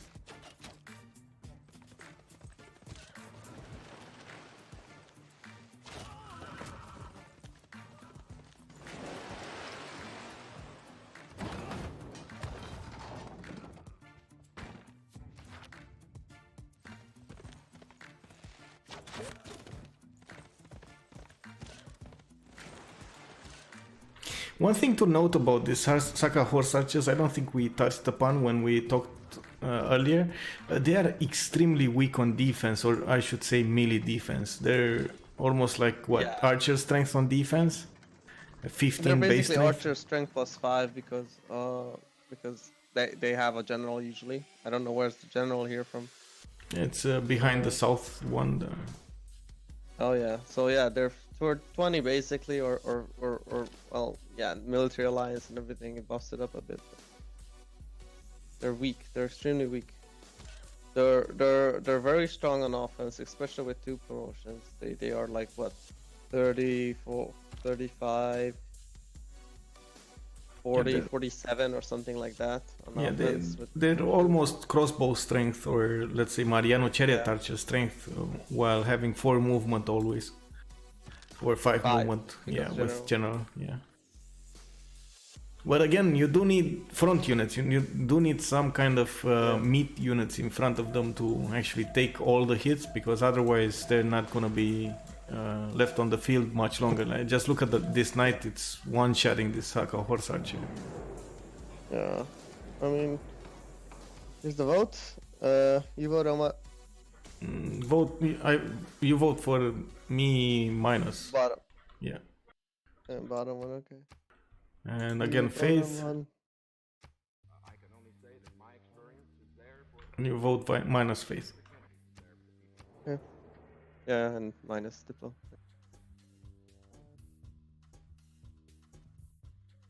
I'd like to begin with a fact.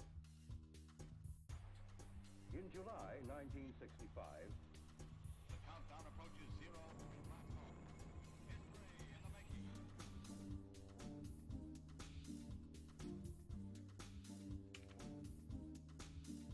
I need to take a quick break. I'm gonna leave the screen here near Yerevan so we can see the action. I don't think anything will happen in the meantime, but I really need to go to the bathroom. Give me two minutes. Sure, I understand. I mean, that's the situation. What happened with the other game, guys? Do you know? Anybody viewing it? Which team won? The Reds game? Anybody? The viewers?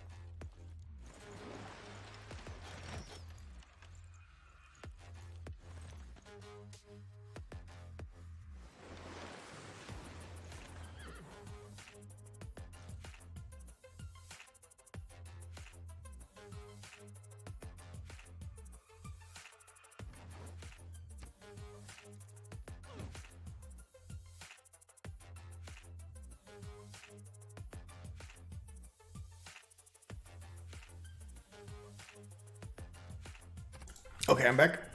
It looks like the city is in siege already, and he didn't lose a single unit. Yeah, he moved back his catapult.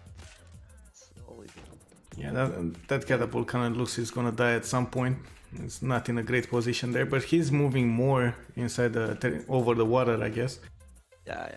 He's gonna get the city, I think. Yeah, well, one thing that he's accomplishing right now, he's making Pericles put a lot more production into making units and defensive capabilities. He's not free simming into culture anymore, right? Yeah, I mean, now is the perfect time to start talking about science, right? Because we're gonna we're past the free inquiry, so everything is now real science. You can see Jack on 220 science, Rage on 230 science, Courtney on 100 science, actually getting second on the team in science. Then Archetype on 100 science. Yeah, but on the other side we got Thanos, like that is carrier with 283 culture a turn and 140 science. He's gonna be able to get to computers, and he's gonna be able to get to environmentalism as well. He's gonna get those extra 50% bonuses from the text and civics, and in the meantime he does have the most chances to get the culture victory with Apadana in his capital city, and Bolshoi as well. I'm a bit sad he chose Moksha for his second city, and I think this would be a perfect moment. He should switch them around towards like Moksha getting to Rakedet and Pingana in Memphis because of that late game Moksha promotion, Yeah. the 100% tourism one. I'm pretty sure he's gonna need it in Rakedet to improve his tourism output. I agree. I 100% agree. I mean, but does Egypt actually try to win culture victory here, or is he just defending? I mean, I think he's just defending culture victory. If you see, he's just going for the amazing culture defense, just 200, 300 culture per turn. Well, he's boosting making his most entire tourism, by the way. He already has 7 out of 54 tourists. I mean, even with Pericles getting a lot of great people, Egypt is making more tourism right now, and that's the power of the wonders. Yeah, I guess. He's making 90 tourism per turn while Archetype is making 88. Yeah.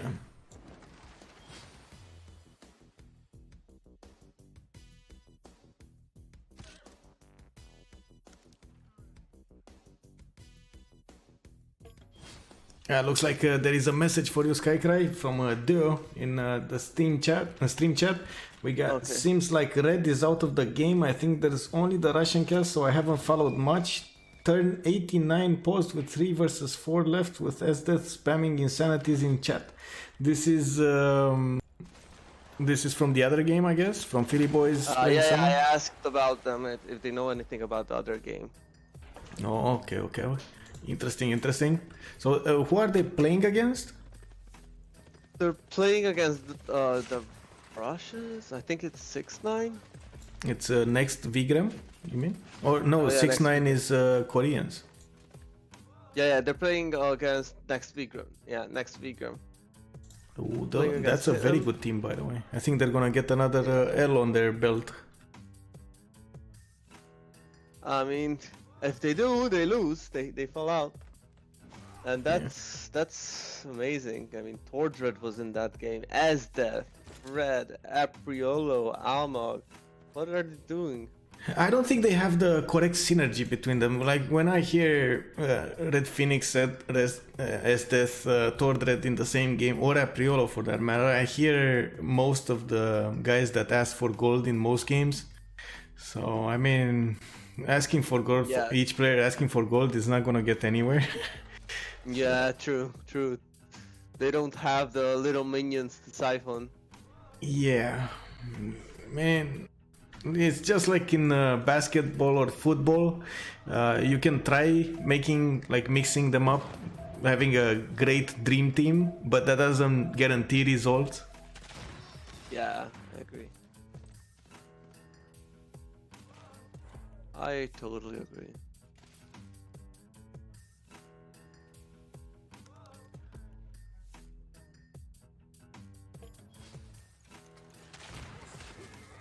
Yeah, so it looks like the Persian push here totally stopped the production of archetypes into culture. He's finishing up that art museum, but mostly building musketmen, crossbows, walls.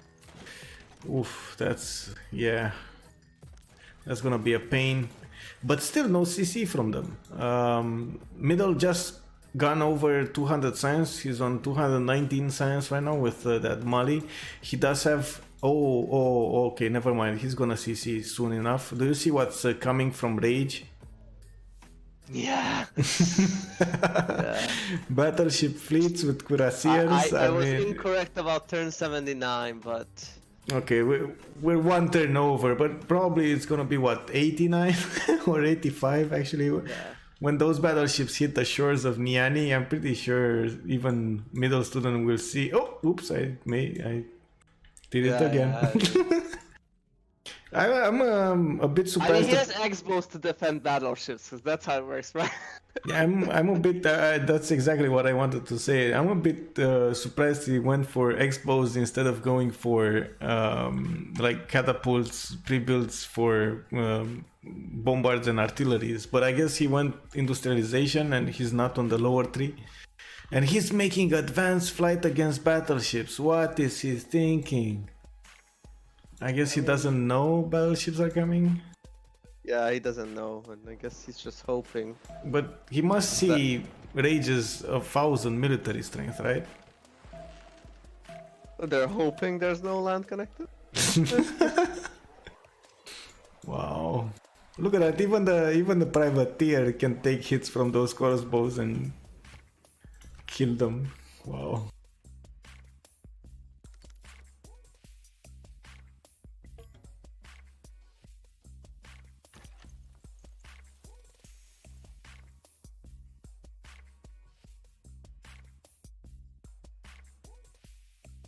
We got new information about the other game.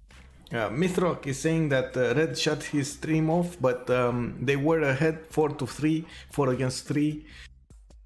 So Yeah, I've seen Red shut off the stream. He was talking about because he doesn't want his team to get disqualified because of the raging. There was some raging going on there between Oh. Destroyer and Esdeath, which doesn't surprise me, but I mean, yeah, both we know both players. We know what they're yeah, capable So- of, I guess. battleships are gonna move in. Yeah, it looks like the action near Yerevan kind of fizzled off. Persia didn't manage to take Yerevan, and in the meantime got some pillages off. But Scythia was there to defend Pericles, and right now Persia was put on the defense. He does have a lot of Battleships are catapults. in, boys. Oh, did he manage to take a shot? Oh, only I guess he shot the crossbows. Okay. Yeah, I killed the Expos off. Wow. Look at those crossbows dying. One-shotting them I all. mean- Yeah, that's one of the dangers you're gonna go against when you go free inquiry without having your own theater squares, like good adjacency theater squares. You're gonna lack the culture to keep up with another player, especially Yeah. like Japan. Japan is one of the civilizations that can go both and shine. Like he can go free Yeah. inquiry and get theater squares. He can go pen and brush and get campuses. I mean, that's the beauty of Japan here. He bought a fighter. What? Oh, this is middle doing bad stuff again. No, he upgraded. That was a. Oh wait, that was a biplane. Yeah, he upgraded the fighter. Okay, but I mean, I think he did it once against me in a game. I was Brazil. I had my Minas Gerais near my shores, and he tried bombing them. Guess what happened?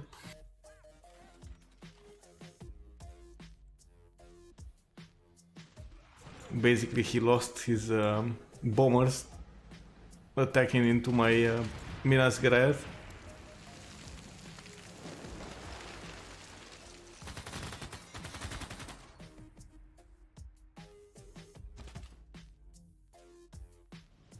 Well, massacre make him start then.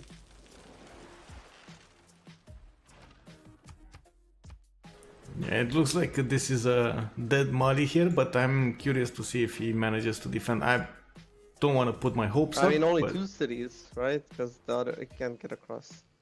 I mean, with the amount of cuirassiers he has, like Japan I mean, has. he upgrades to tank. Yeah. Yeah, exactly, and he's just gonna take over the other cities. The fact that middle went top 3 put him. Oh, by the way, Archetype is also dying. Oh, look at that! It looks like Phoenician plains are near Archetype, and Archetype just lost his capital city. So they just need to take the capitals, I guess, for a domination Yeah. victory, pure domination victory here. One more cap missing. Well, 2 actually, because they need to get Sparta. Yeah. I think Sparta is the hardest of the 2. Okay, there's the TC, turn 82. I was 3 turns off. There we go, ladies and gentlemen. We see the final nail in the coffin of Team Double Apadana. The P Patrol has won with some amazing tactics here, I must say. Dido showed us, or I should say Jack the Ripper showed us the power of Phoenicia on the sea. At the same time, Japan has shown us the adaptability of this civilization, going into Pen and Brush and Free Inquiry in the same game. And Egypt put up a great fight with the culture victory, mostly simming, but look at this beautiful land. I really do hope you enjoyed watching this game, and looking forward to see the next stages of this tournament. I think this was the last weekend. We might have a tiebreaker game between Team Ulysses and the Philly boys, both of them with 2 wins and 3 losses. So they might need to play against each other to decide who's gonna go on into the next round. As I was putting up the tables, the group stages, I'm gonna put it up on the screen right now. Let me see this one. Yes, this one. As you can see, we got the P Patrol, Team Double Apadana, who did qualify, but this was their last game of the group stages. We got next Vigram and Ulysses from the other group. And as I was saying, we need to find out actually which one of the two we're gonna go. Team Ulysses or the Philly boys. I'm not sure exactly when it will be shown, but I'm gonna stick close and see the schedule. And gonna, if I can stream it, I'm gonna for sure do it. So thank you for the follows. Thank you for the views, thank you for the subs, and see you next game.